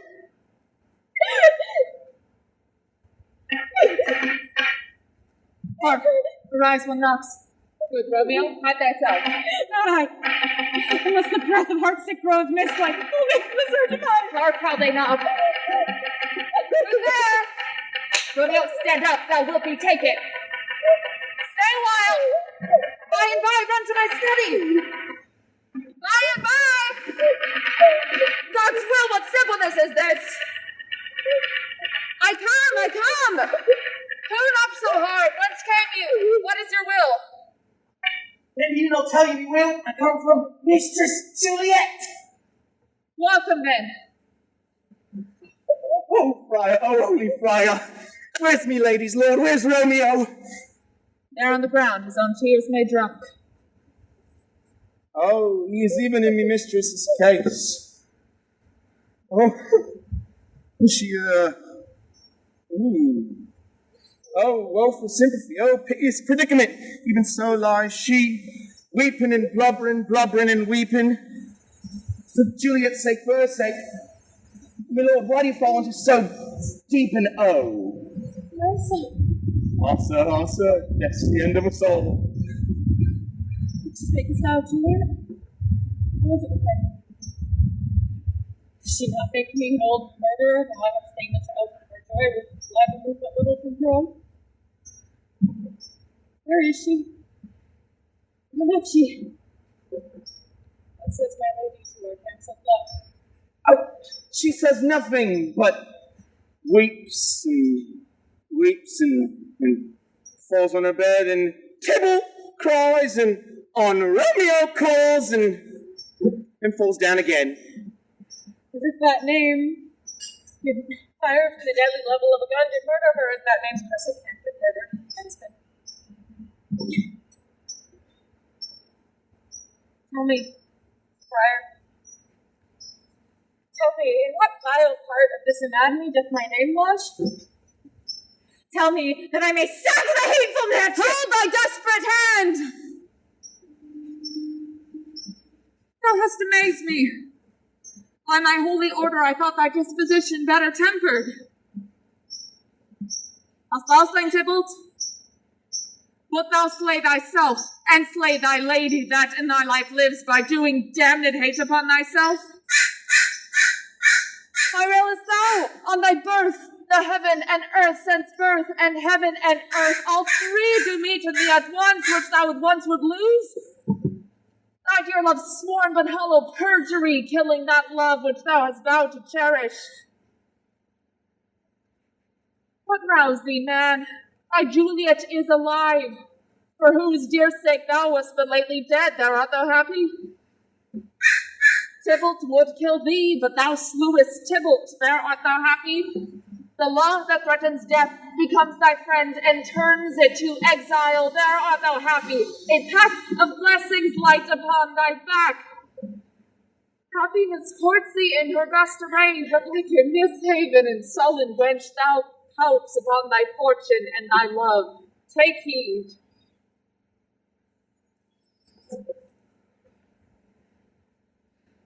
Take heed, for such die miserable.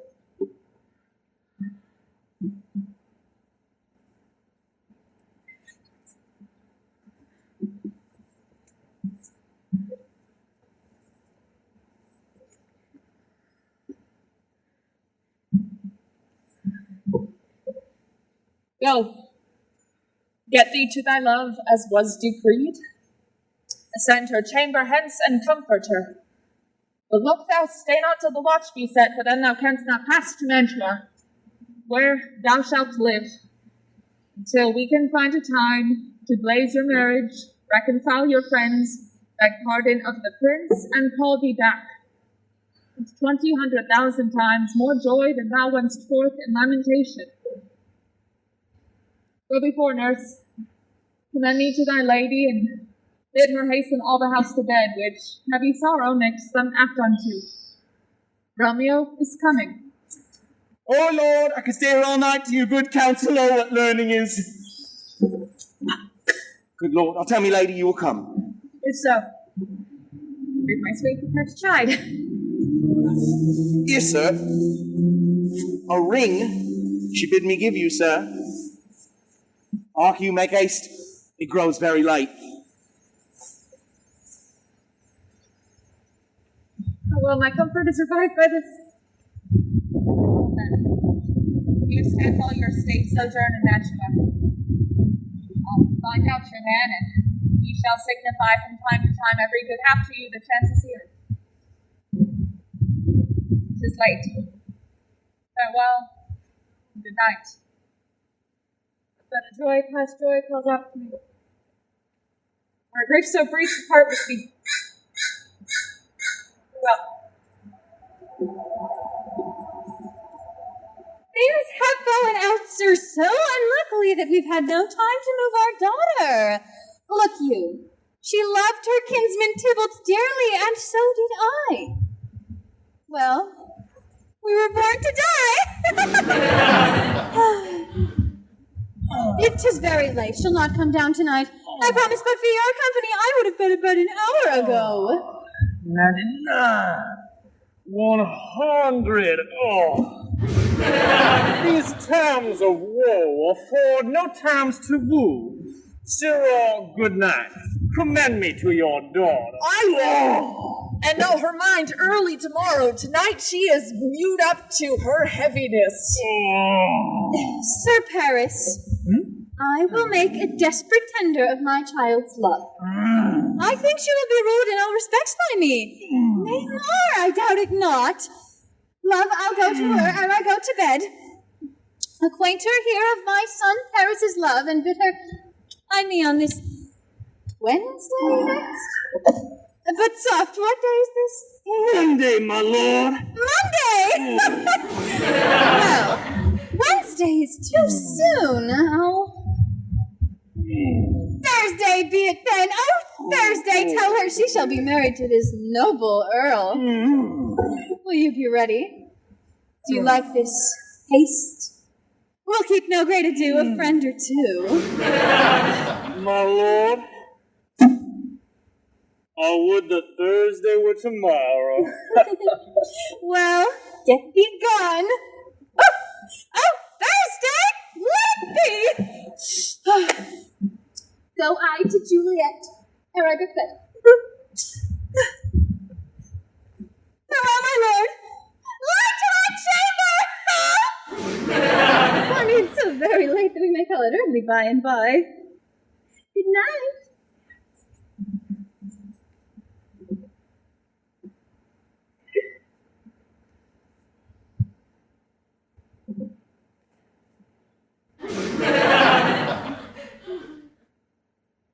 Football. Well, NASCAR. Whiskey.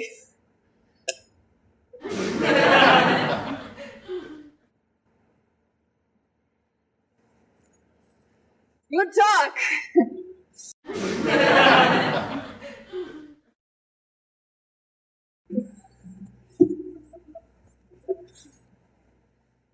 Wilt thou be gone? It is not yet near day. Night's candles are burnt out, and jocund day stands tiptoe on the misty mountain tops. I must be gone and live, or stay and die. Yon light is not daylight. I know it. It is some meteor that the sun exhaled to be this night a torchbearer and light thee on thy way to Mantua. Therefore stay yet, thou needst not be gone. Let me be chained. Let me be put to death. I'm convinced thou wilt have it so. I'll say, yon grey is not the morning's eye. 'Tis but the pale reflex of Cynthia's brow. I have more care to stay than will to go. Come, death, and welcome! Juliet wills it so. Where is my love? Let's talk, it is not day. It is. Hurry, hence. Be gone. Away. Oh, now be gone. More light and light it grows. Light and light, more dark and dark our woes. Madam, Nurse? your lady mother is come into your chamber. Day is broke. Be wary. Look about. Then window, let day in and let life out. Farewell. Farewell. One kiss and I'll descend.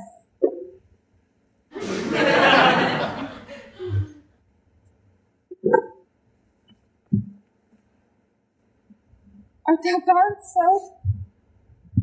Love, Lord, husband, friend.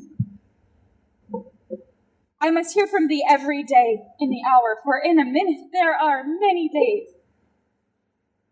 By this count, I shall be much in years ere I again behold my Romeo. I will omit no opportunity that may convey my greetings, love, to thee. Thinkest thou we shall ever meet again? Doubt it not. And all these woes shall serve for sweet discourses in our time to come. Oh God, I have an ill-divining soul. Methinks I see thee now thou art so low as one dead in the bottom of a tomb. Either my eyesight fails or thou lookest pale. Trust me, love, my eyes fail you. Dry sorrow drinks our blood. Adieu.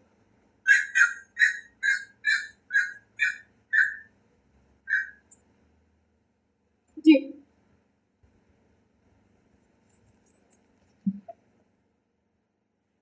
Oh, fortune, fortune, all men call thee fickle. Daughter! Are you up? Who is it that calls? It is my lady mother. Is she not down so early, nor up so late? What unaccustomed cause procures her hither? Why, how now, Juliet? Madam, I am not well. Evermore weeping for your cousin's death. What, wilt thou wash him from his grave with tears? And if thou couldst not make him live. Some grief shows much of love, but much of grief shows still some want of wit. Yet let me weep for such a feeling of loss. So shall you feel the loss, but not the friend which you weep for. Feeling so the loss I cannot hope, but ever weep the friend. Well, girl, that is not so much for his death as that the villain lives which slaughtered him. What villain, madam? That same villain, Romeo. Villain and he be many miles asunder. God pardon him. I do with all my heart, and yet no man like he doth grieve my heart. That is because the traitor murderer lives.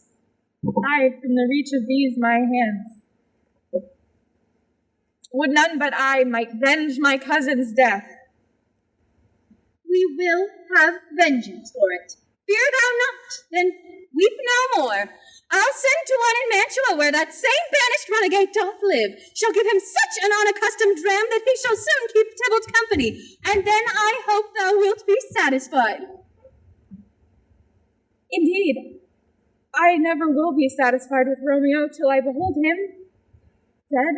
Is my poor heart for so a kinsman vexed? Madam, if thou could find out but a man to bear a poison, I would temper it, that Romeo would upon receipt thereof soon sleep in quiet.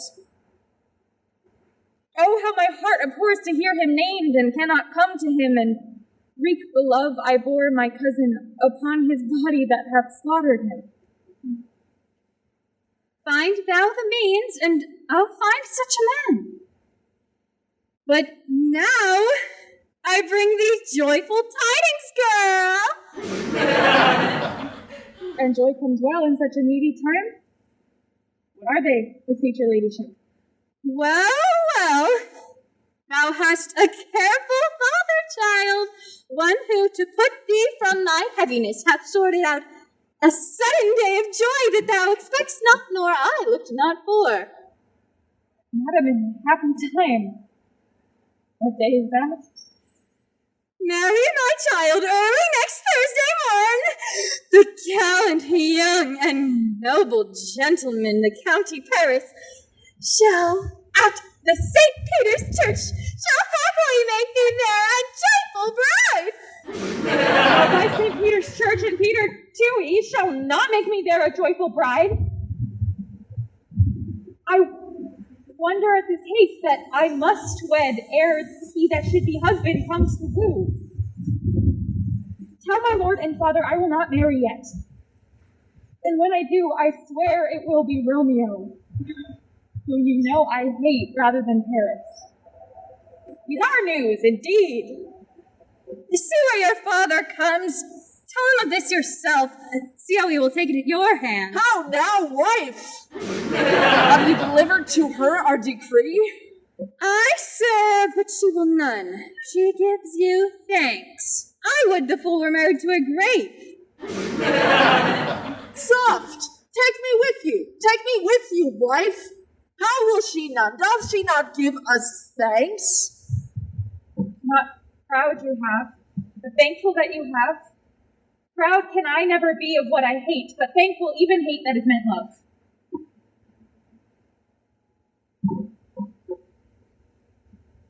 How? How chopped logic? What is this? Proud, and I thank you, and I thank you not, and yet not proud. Mistress Minion, you! Thank me no thankings, nor proud me no prouds, but fettle your fine joints 'gainst Thursday next to go with Paris to St. Peter's Church, or I will drag thee on a hurtle thither. Out, you green sickness! Carrion! Out, you baggage, you tallow face! Fie! What? Are you mad? Mother, I beseech you, upon my knees, hear me with patience but to speak a word. Hang thee, young baggage! disobedient wretch, I tell thee what, get thee to church on Thursday next, or never after look me in the face. Speak not. Reply not.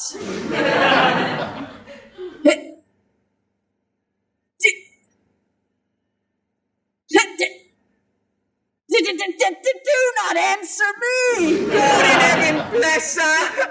You are to blame, me lord, to rate her so. And why, my lady? And why, my lady, wisdom? Good prudence, smatter with your gossips go. You're not one speak. God and good Eden. Speak no treason. Peace, you mumbling fool. You are too hard. God's bread. It makes me mad. Is there no pity sitting in the clouds that sees into the bottom of my grief? The sweet my mother cast me not away. Delayed this marriage for a month, a week. Or, if thou wilt not, make the bridal bed in that dim monument where Tybalt lies.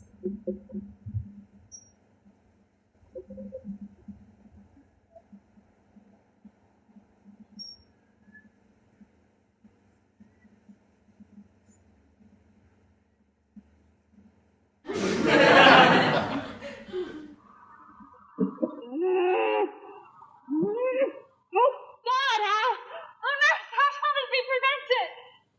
My husband is on earth, my faith in heaven. How shall that faith be returned to earth from heaven unless that husband sendeth me from heaven by leaving earth? Comfort me. Comfort me. Alas, alas, that heaven should practice such stratagems upon so soft a subject as myself. What sayest thou? Hast thou no word of joy? Some comfort, nurse. Faith, here it is.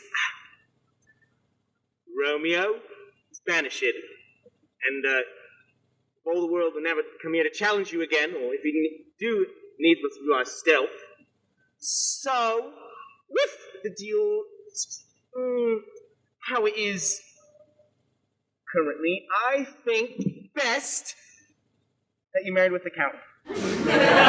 He's a lovely gentleman. Romeo's a dishcloth to him. An eagle, madam, hath not so fair, so green, so quick an eye as Paris hath. Be sure me, I think you're happy in the second match, for it excels your first. Or, if it does not, your first is dead. Or, 'twere as good as you were living here and you no use of him. Speakest thou from thy heart? From me soul too, or else beshrew them both. Amen. What? Well, thou hast comforted me marvelous much. Go in and tell my lady I am gone, having displeased my father to Lawrence's cell to make confession and to be absolved. Hark you, lady, this is wisely done. Ancient damnation! Oh, most wicked fiend! Is it not more sin to wish me thus forsworn, or to dispraise my lord with that same tongue which she hath praised him with above compare so many thousand times? Go, counselor. Thou and my bosom henceforward shall be twain. I'll to the friar to know his remedy. If all else fail, myself hath power to die.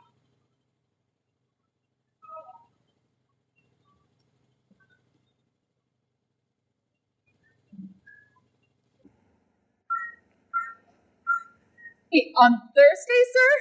The time is very short. My mother Capulet will have it so. And I am nothing slow to slack her haste.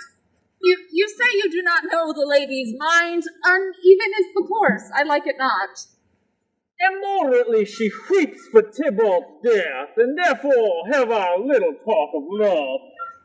For Venus smiles not in a house of tears. Oh, look, here comes the lady toward myself. What? Happily met, my lady and my wife. That may be, sir, and I may be a wife. Oh, that may be, must be, love. On Thursday next. What must be shall be. That's a certain text. Come you make confession to, this father? To answer that, I should confess to you. Do not deny to him that you love me. I will confess to you that I love him. So I am sure that you love me. If I do so, it will be of more price being spoke behind your back than to your face. Poor soul, thy face is much abused with tears. The tears got small victory by that, for it was bad enough before their fight. Oh, thou wrongst it more than tears with that report. That is no slander, sir, which is a truth, and what I spake it to my face. Oh, thy face is mine, and thou hast slandered it.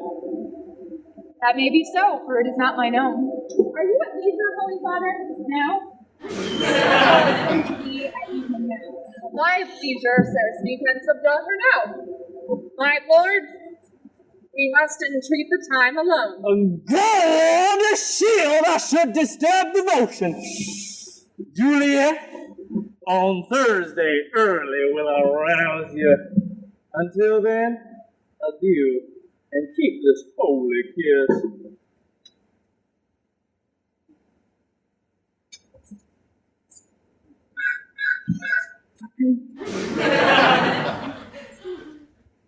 Oh, shut the door. And when thou hast done so, come weep with me, past hope, past care, past help. Oh, Juliet, I already know thy grief. It strains me past the compass of my wits. I hear thou must, and nothing may prorogue it, on Thursday next be married to this county. Tell me not, friar, that thou hearest this, unless thou tell me how thou may prevent it. If in thy wisdom thou canst give no help, do thou but call my resolution wise, and with this knife I'll help it presently. Be not so long to speak. I long to die, if what thou speak not of remedy.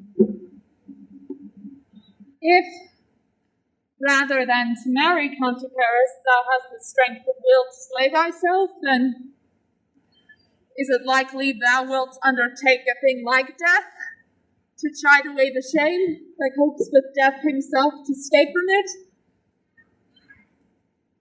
And if thou darest, then I'll give thee remedy.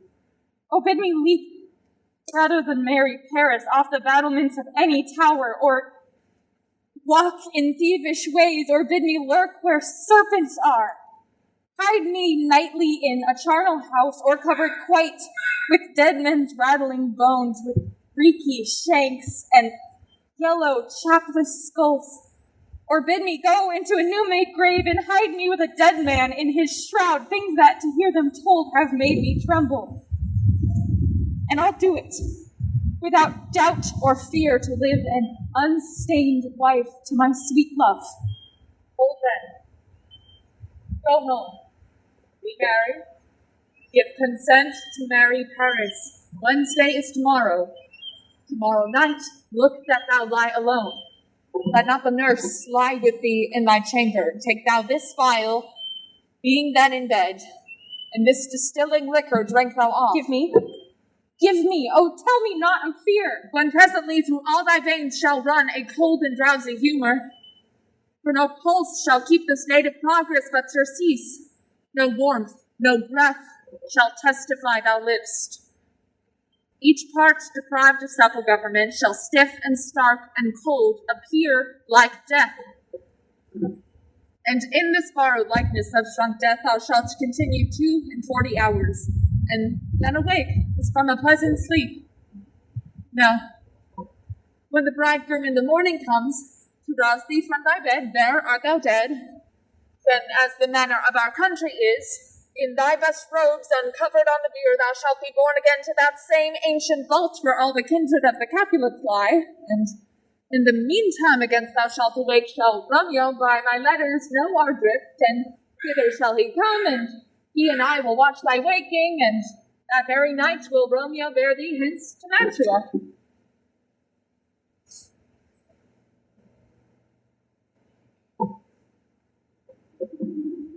old. Get you gone. Be strong and prosperous in this resolve. I'll send a friar with speed to Mantua with my letters to thy lord. Love, give me strength, and strength shall help afford. Farewell, dear father.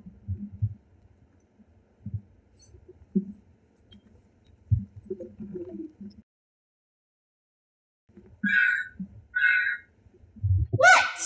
Is my daughter gone to Friar Lawrence? I forsooth. He may chance do some good on her.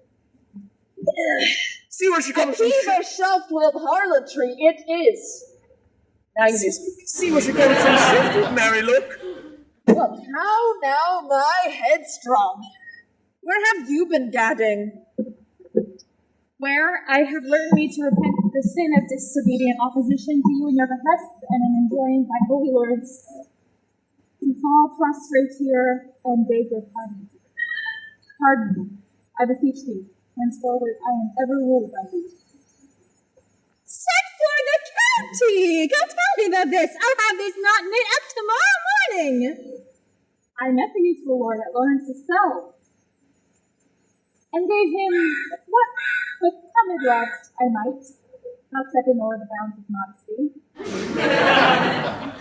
This is well. Stand up. This is as it should be. Let me see the county. I may go. I said fetch him hither. For God, this reverend holy friar. Oh, our city is much bound to him. Nurse, will you go with me into my closet to help me sort such needful ornaments as thou see fit to furnish me tomorrow? No, not till Thursday. There's time enough. Go, nurse, go with her. We'll to church tomorrow.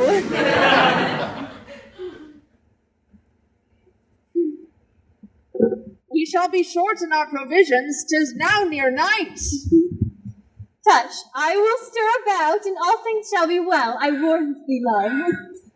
I'll go to Juliet, help to deck up her. I'll not to bed tonight. Let me alone.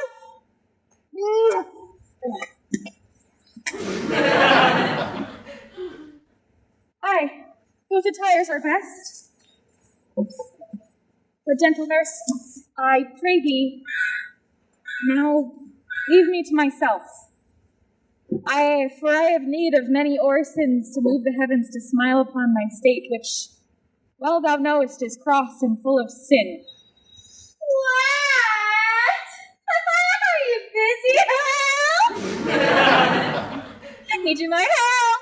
No, madam, we have pulled such necessaries as are behooveful for our state tomorrow. So please you, let me now be left alone, and let the nurse this night sit up with you, for I am sure you have your hands full all in this so sudden business.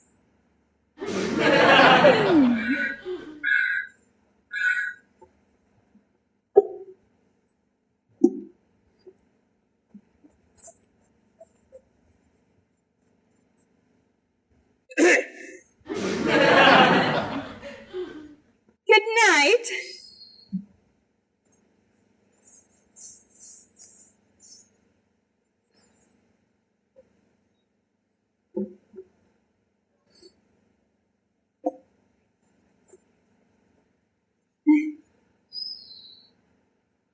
Get thee to bed and rest, for thou hast need. Farewell.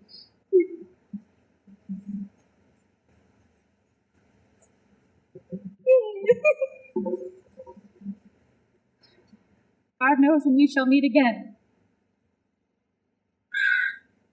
I have a faint cold fear thrills through my veins that almost freezes up the heat of life. I'll call them back again to comfort me. Nurse! What should she do here? My dismal scene I needs must act alone.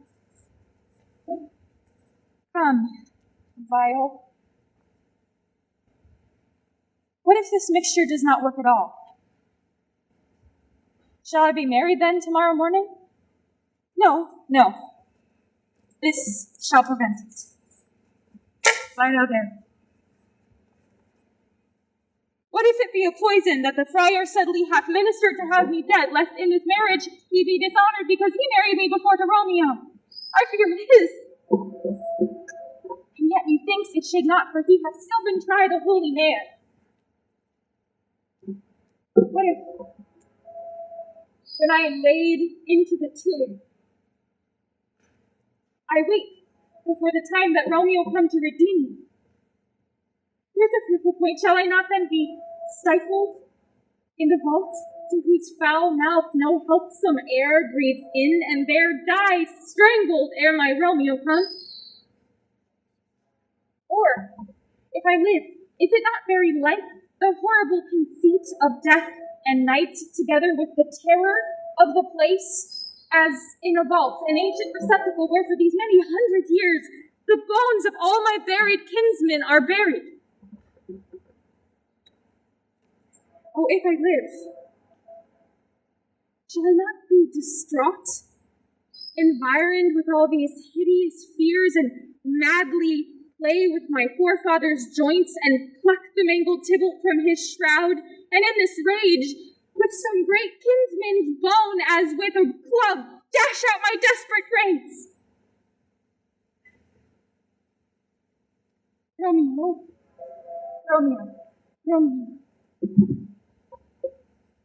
Here's drink. I drink to thee.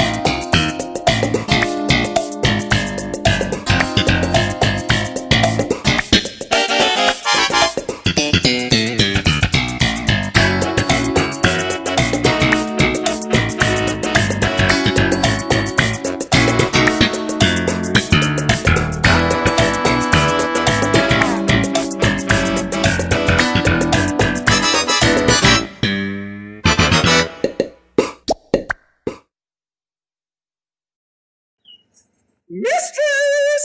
What mistress, Juliet? First I wore her she. Why, lamb? Why, lady? Fly, you slug a bed. Sleep for a week, for I warrant the county Paris has set up his rest, that you will rest but little. God forgive me. Mary and amen. How fast is she asleep? I needs must wake her.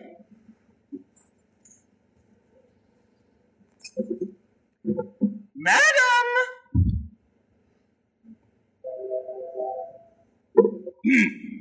Madam!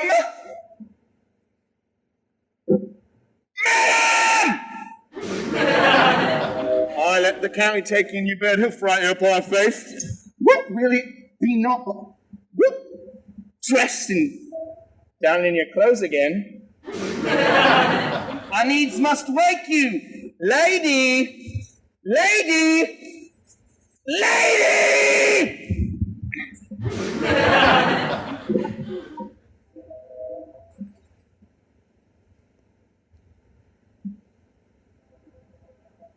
Last help. Help! Me lady's dead, some aquavita! Me lord, me lady, help! No, it's him! Oh, baby, baby!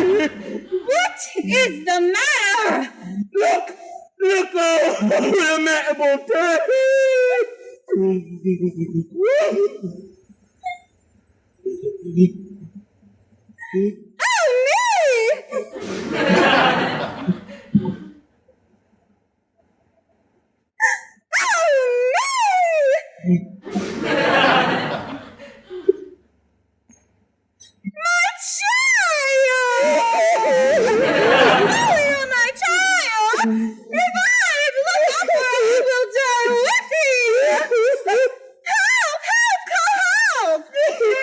Juliet forth, her lord has come. She's dead! Dead! Deceased! Alack the day! She's dead! She's dead! Alack the day! She's dead! She's dead! Let me see her!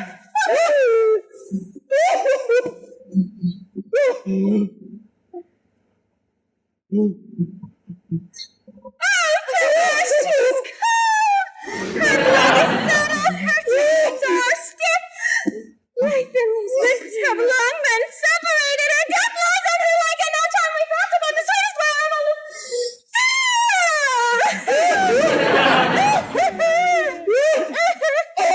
Lamentable day! A woeful time! The sinner ends to make me wail, tears up my tongue, will not let me speak! What now? Is the bride ready to go to church? Ready to go!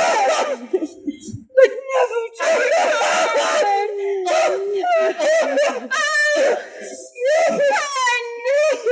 The night before my wedding day, death lay with thy wife! Death is my son-in-law! Death is my heir! I will die and leave you all life living, all is dead!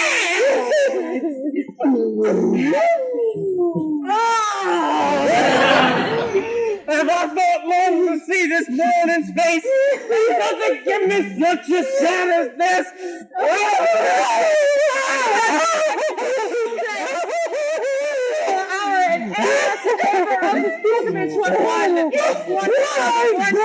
Loving child, to rejoice and song.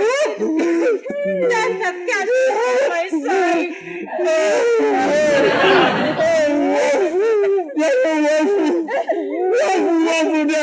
Hateful day! Oh, hateful day!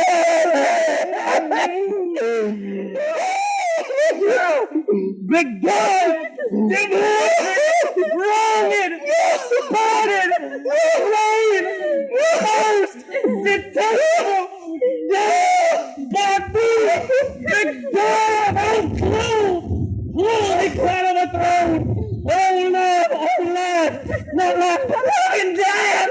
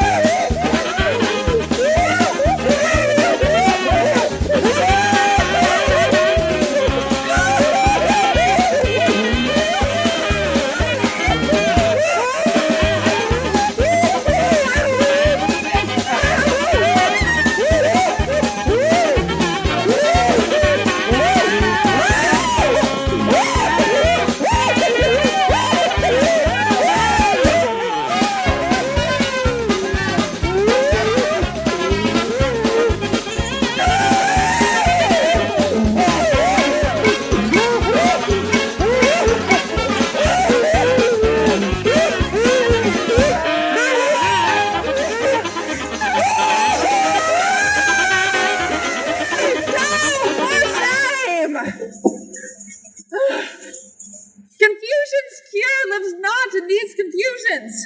Heaven and yourselves had part in this fair maid. Now Well, heaven hath all, and all the better is it for the maid. Oh, thanks, and we ordain festival! Turn your office to black funeral! Our instruments to melancholy bells! Our bridal cheer to sad burial feast! Our solemn hymns to sullen dirges change! Our bridal flowers serve barbaric corpse and all fates change them to the contrary! Okay, sir, go you in, madam, go with him, and go Sir Paris. Everyone prepare to follow this fair course unto her grave. The heavens do lower upon you for some ill. Move them no more by crossing their high will.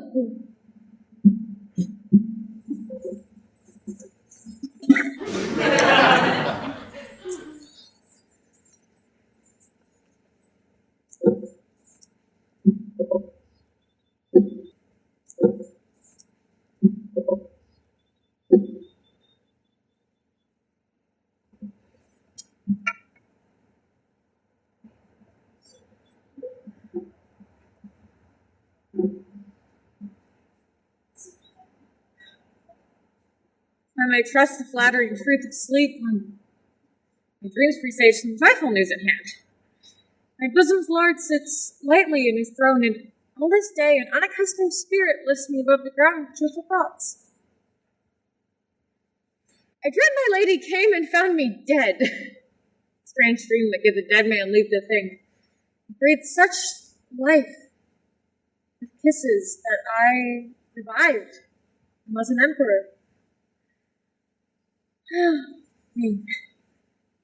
How sweet is love itself possessed when but love's shadows are so rich in joy.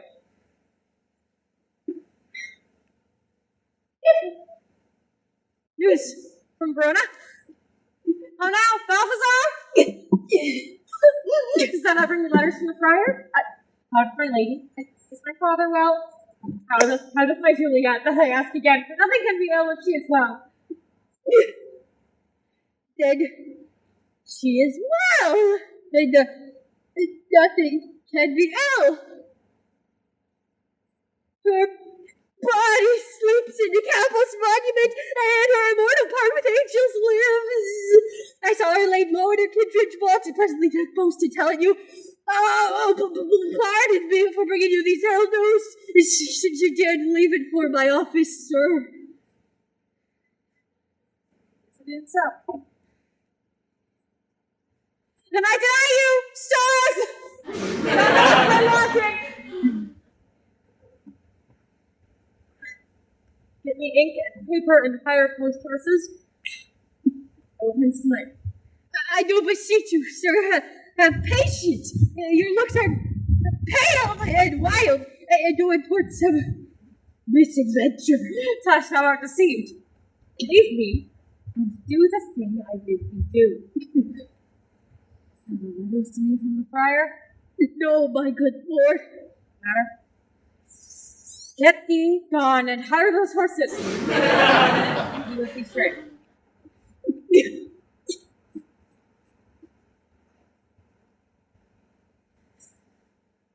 Well, Juliet,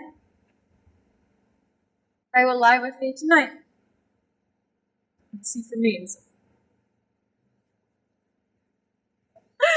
Oh, mischief, thou art quick to enter in the thoughts of desperate men. I do remember an apothecary, and hereabouts he dwells, which late I noted in tattered weeds, overwhelming brows, culling of simples, meager were his looks, sharp misery had worn him to the bones, and in his needy shop a tortoise hung, an alligator stuffed, and other skins of ill-shaped fishes, and on his shelves a beggarly account of empty boxes, green earthen pots, platters of musty seeds, remnants of pack thread, old cakes of roses were thinly scattered to make up a show. Noting Miss Penry, to myself I said, if a man did need a poison now whose sale is present death in Mantua, here lives a caitiff wretch would sell it. Same thought did but forerun my need. The same needy man must tell it me. As I remember, this should be the house. Being holiday, the beggar's shop is shut. What ho, apothecary! You call so loud, eh? Hither, man, and see thou art poor. Let me have a dram of poison. The soon speeding gears will disperse itself throughout the veins. The life-weary taker may fall dead, and that the trunk may discharge the breath as hasty and violently as hasty powder fire doth hurry from the cannon's bolt. Such mortal drugs I have, eh? But, Mantua's law is death to any he that utters them. Sorry about that, eh? That's so fair, and full of wretchedness, and fares to die? Famine is in thy cheeks, so need and oppression starveth in thy eyes, contempt and beggary hangs upon thy back.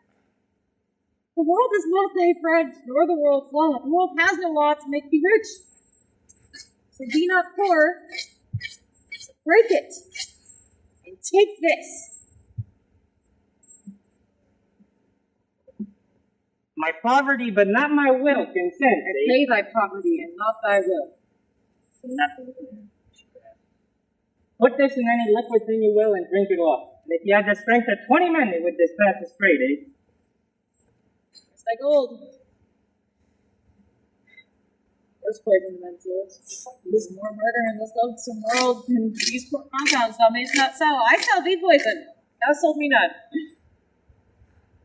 Farewell. Have food and get thyself flesh. Fuck you, eh?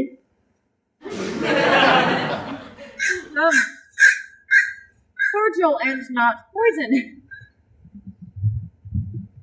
With me to Juliet's grave. There I must use thee.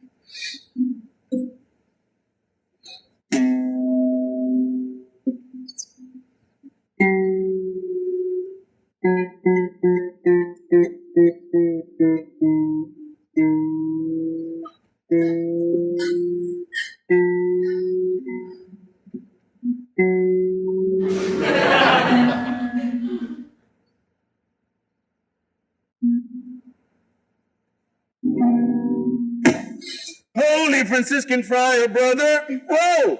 The same should be the voice of Friar John. Welcome from Mantua. What says Romeo? Or if his mind be rich, give me his letter.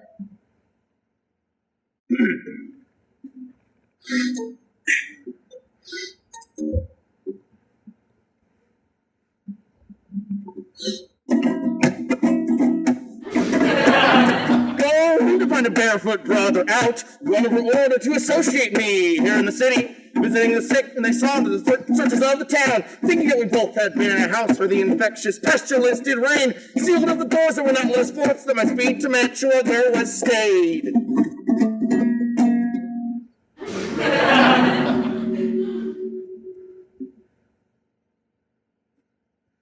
Who bear my letter then to Romeo? I could not send it. Here it is again. By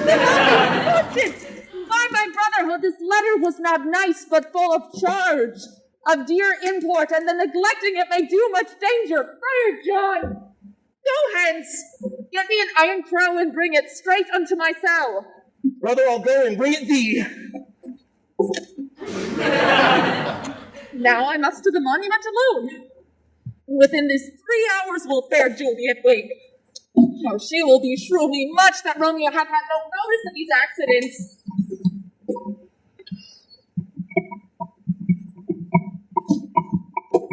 But I will write again to Mantua, and keep her at my cell till Romeo come. Poor lady, closed in a dead man's tomb.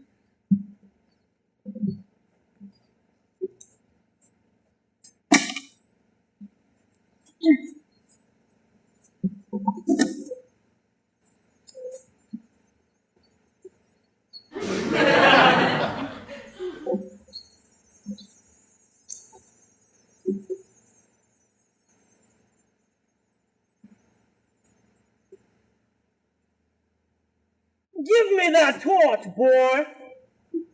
Hence and stand aloof, yet put it out, for I would not be seen.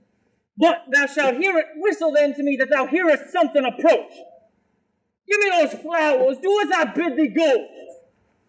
I am afraid to stand alone in the churchyard, yet I will adventure.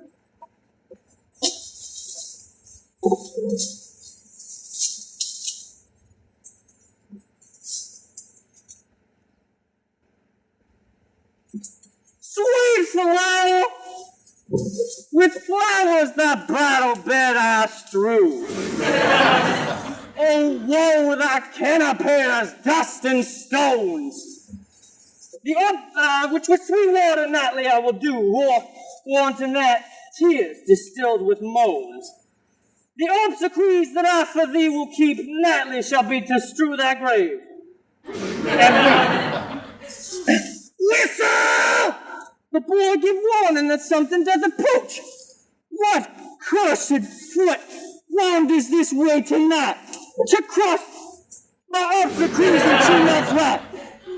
What, with a torch? Muffle me, knight, a while. Give me that mattock and the wrenching iron.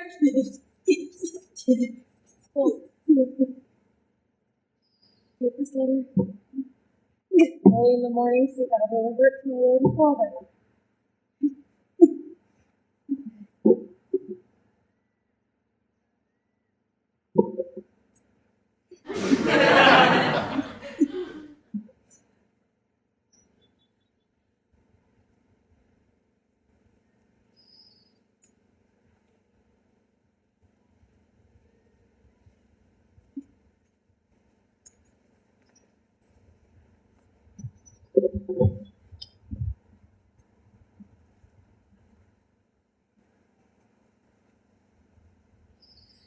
I will be God, sir, and not trouble you. So shalt thou surely repent it. Take that.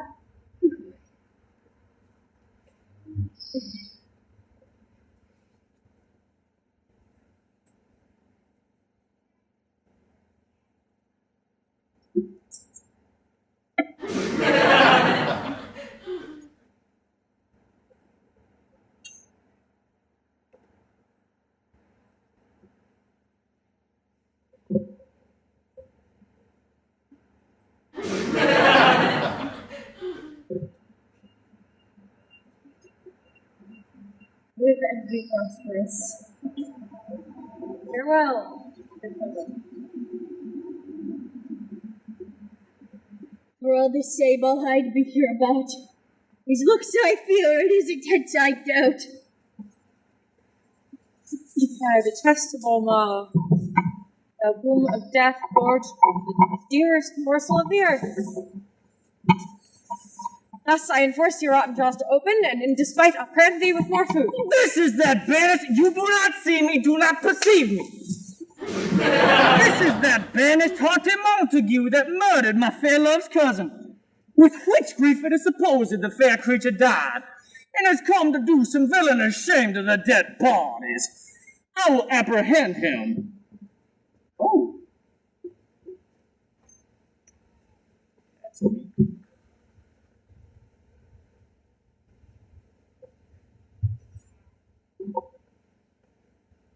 Stop thy unheld toil, thou Montague! Can vengeance be pursued further than death? Condemned villain, I do apprehend thee. Obey and go with me, for thou must die. Indeed I must. Therefore came I hither. Good gentle youth, do not tempt a desperate man. Fly hence and leave me think upon these gone. I do defy thy culmination and apprehend thee for a felon here. Wilt thou provoke me? And have at thee, boy. Oh, Lord, they fight. I will call the watch. Yes. Oh, fuck it. Yeah.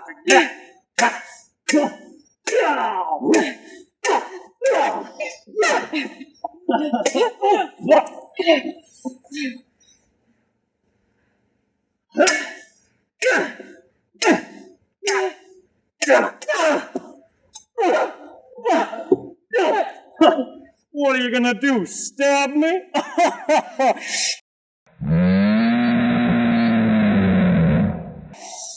I am slave!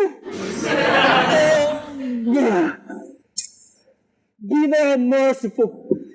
Open the tomb. Lay me with Juliet. Oh. I think I will.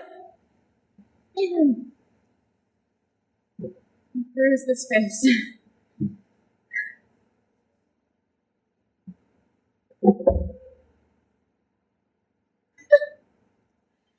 Mercutio's kinsman, the noble county Paris. Oh, it said my man and my betossed soul did not attend him as we rode. He told me, Paris should have married Juliet. Say not so, or did I dream it so, or am I mad hearing him talk to Juliet to think it was so?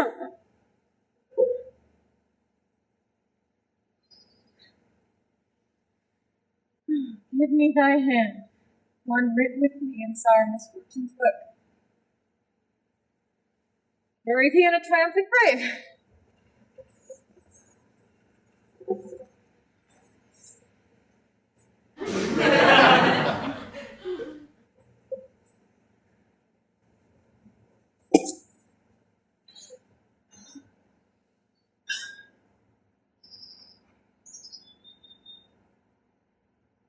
Grave?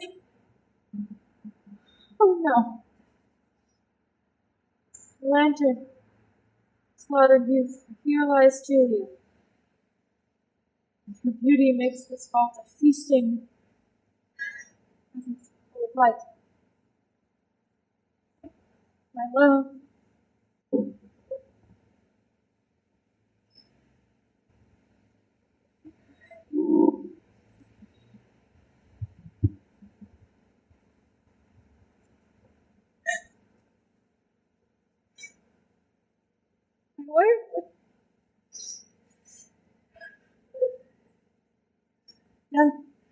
I had no power yet upon thy beauty.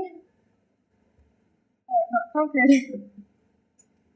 Beauty's ensign yet is crimson in thy lips and in thy cheeks. That pale flag is not advanced at there.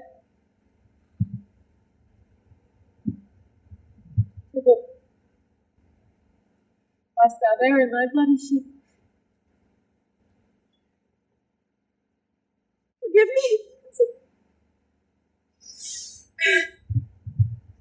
Juliet, why art thou yet so fair? Shall I believe that unsubstantial death is amorous, and that the lean abhorred monster keeps thee here in dark to be his paramour?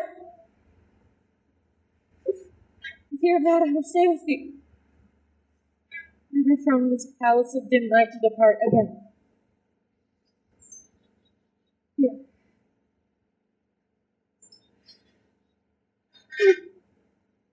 Here. Will I stay with worms that are thy chambermaids?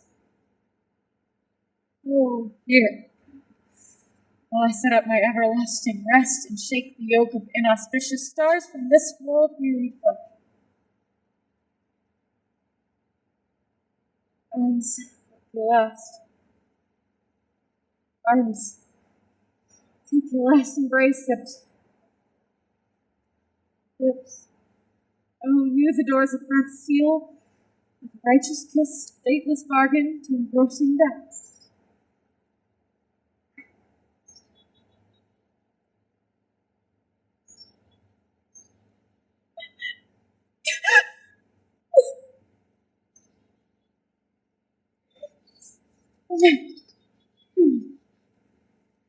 Come, better conduct, come, unsavory guide. My desperate pilot now at once dash on the rocks by seasick, weary bark.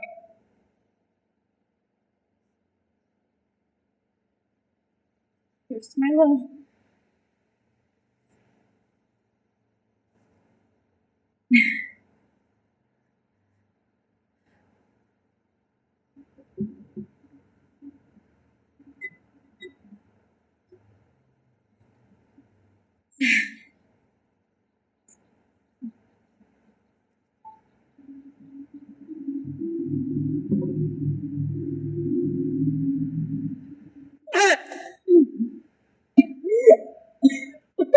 Whoop up, Harry. The drugs are quick. Thus, with a kiss, we died.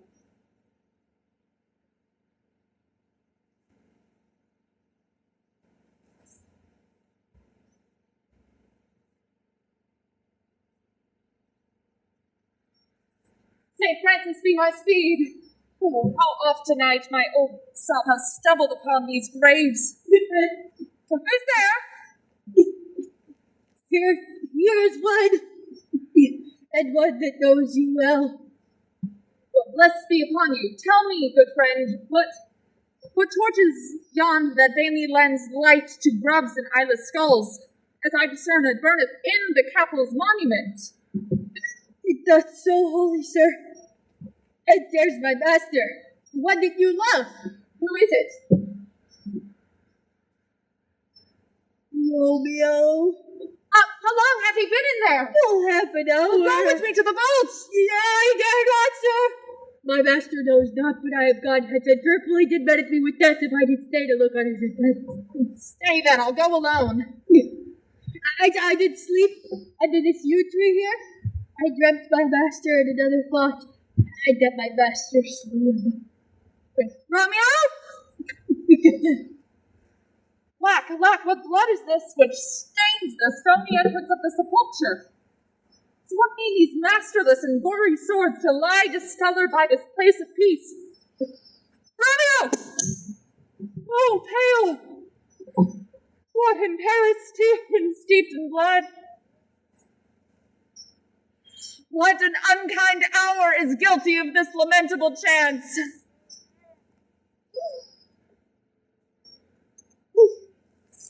The lady stirs.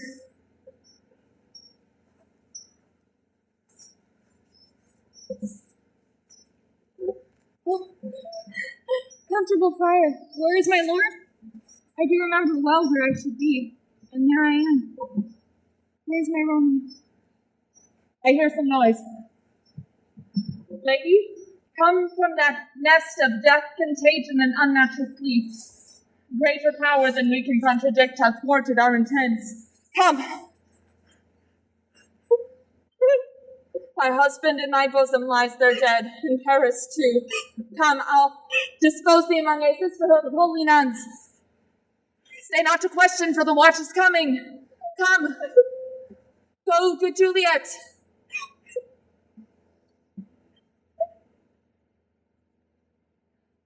I dare no longer stay. Go! Get thee hence, for I will not away!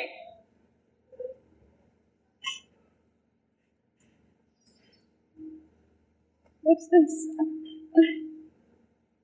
A cup closed in my true love's hand. Poison, I see, hath been his timeless end.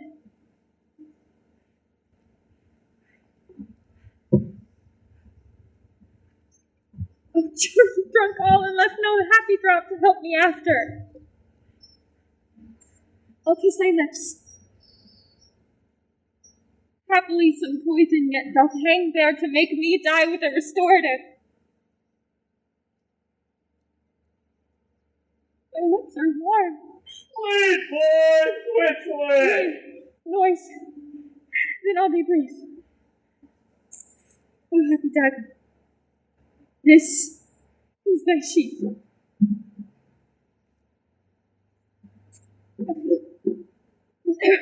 There rest. and let me die.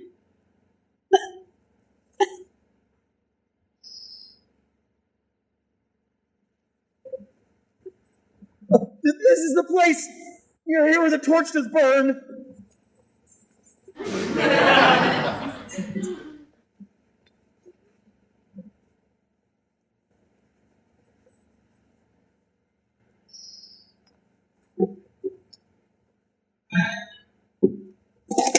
The ground is bloody! Search about the churchyard! Go, some of you, whoever you find, attach!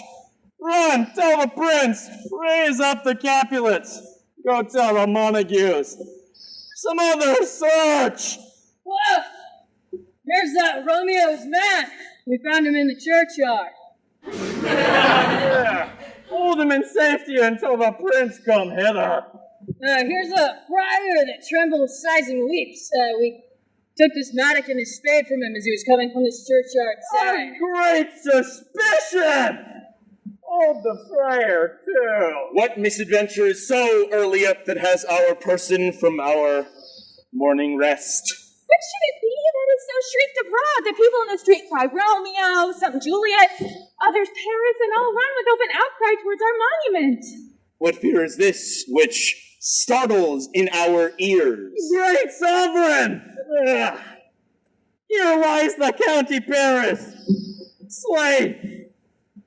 Here. And Romeo, dead.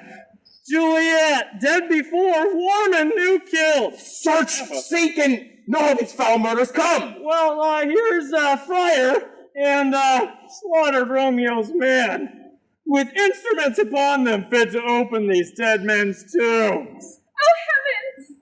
Oh, wife, look how our daughter bleeds. The dagger is mistaken, for lo, his house is empty on the back of Montague, and it is missheathed in our daughter's bosom. Come, Montague, thou art early up to see thy son and heir, now early down. My liege, my wife is dead tonight. Grief of my son's exile hath stopped her breath. What further woe conspires against mine age? Look and thou shalt see. Thou untaught. What manners is in this to press before thy father to the grave? Seal up this mouth of outrage for a while until we can clear these ambiguities and learn their head, their spring, their true descent. And I will be general towards your woes and lead you even to death. Meantime, forbear and let mischance be slave to patience. Bring forth the parties of suspicion. I am greatest, able to do least, yet most suspected as the time and place doth make against me of this direful murder. So here I stand, both to impeach and purge, myself condemned and myself excused. Say it once without us knowing this.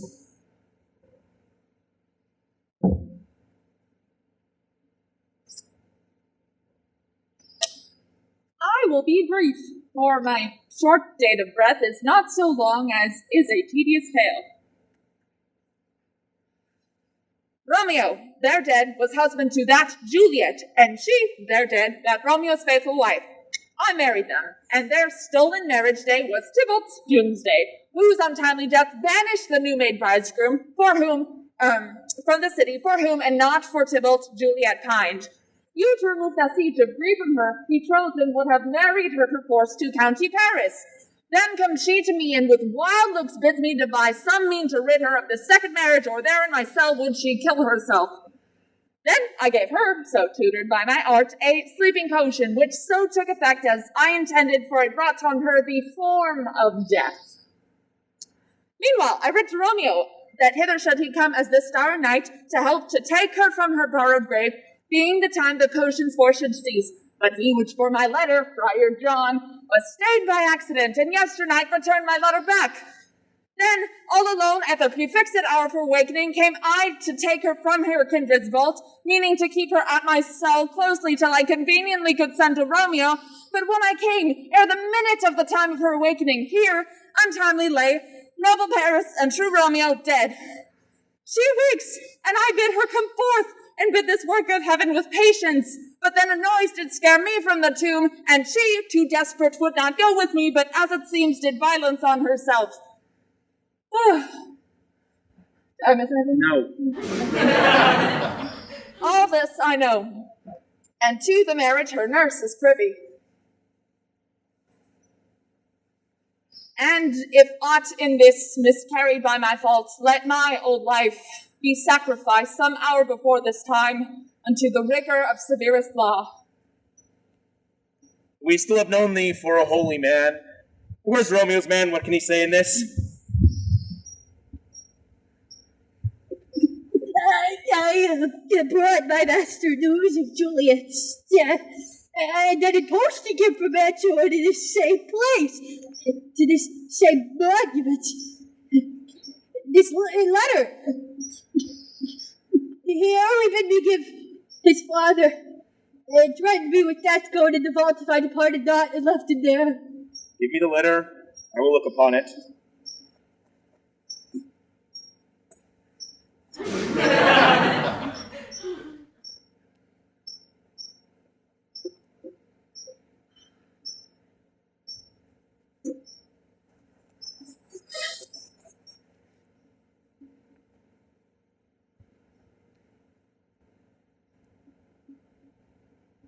This letter doth make good the friar's words. The course of their love, the tidings of her death, and it says here that he purchased a poison from a poor apothecary and came to the vault to die and lie with Juliet.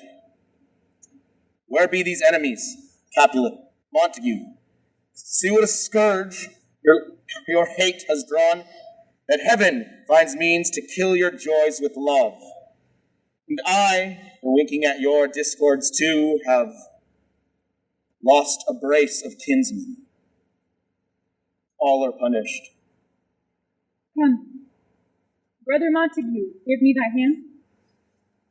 This is my daughter's jointure, for no more can I demand.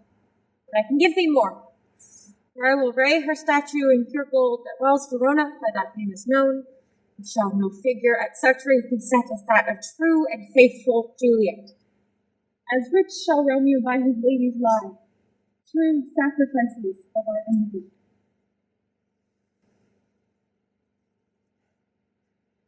A glooming peace this morning with it brings. The sun, for sorrow will not show his head. Go forth and have more talk of these sad things. Some shall be pardoned, and some be punished. For never was a story of more woe than that of Juliet and her Romeo.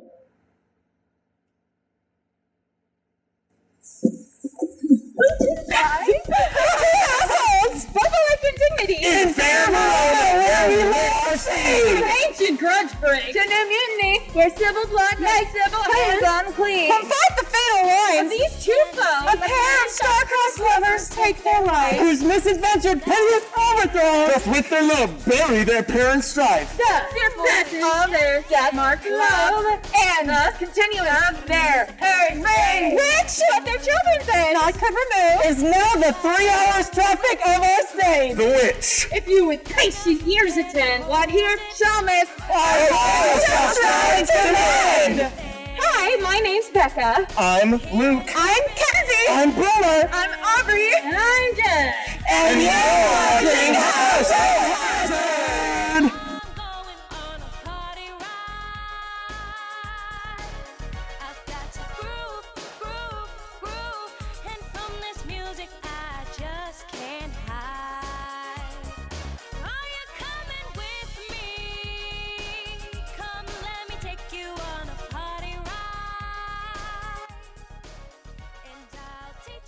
Teach you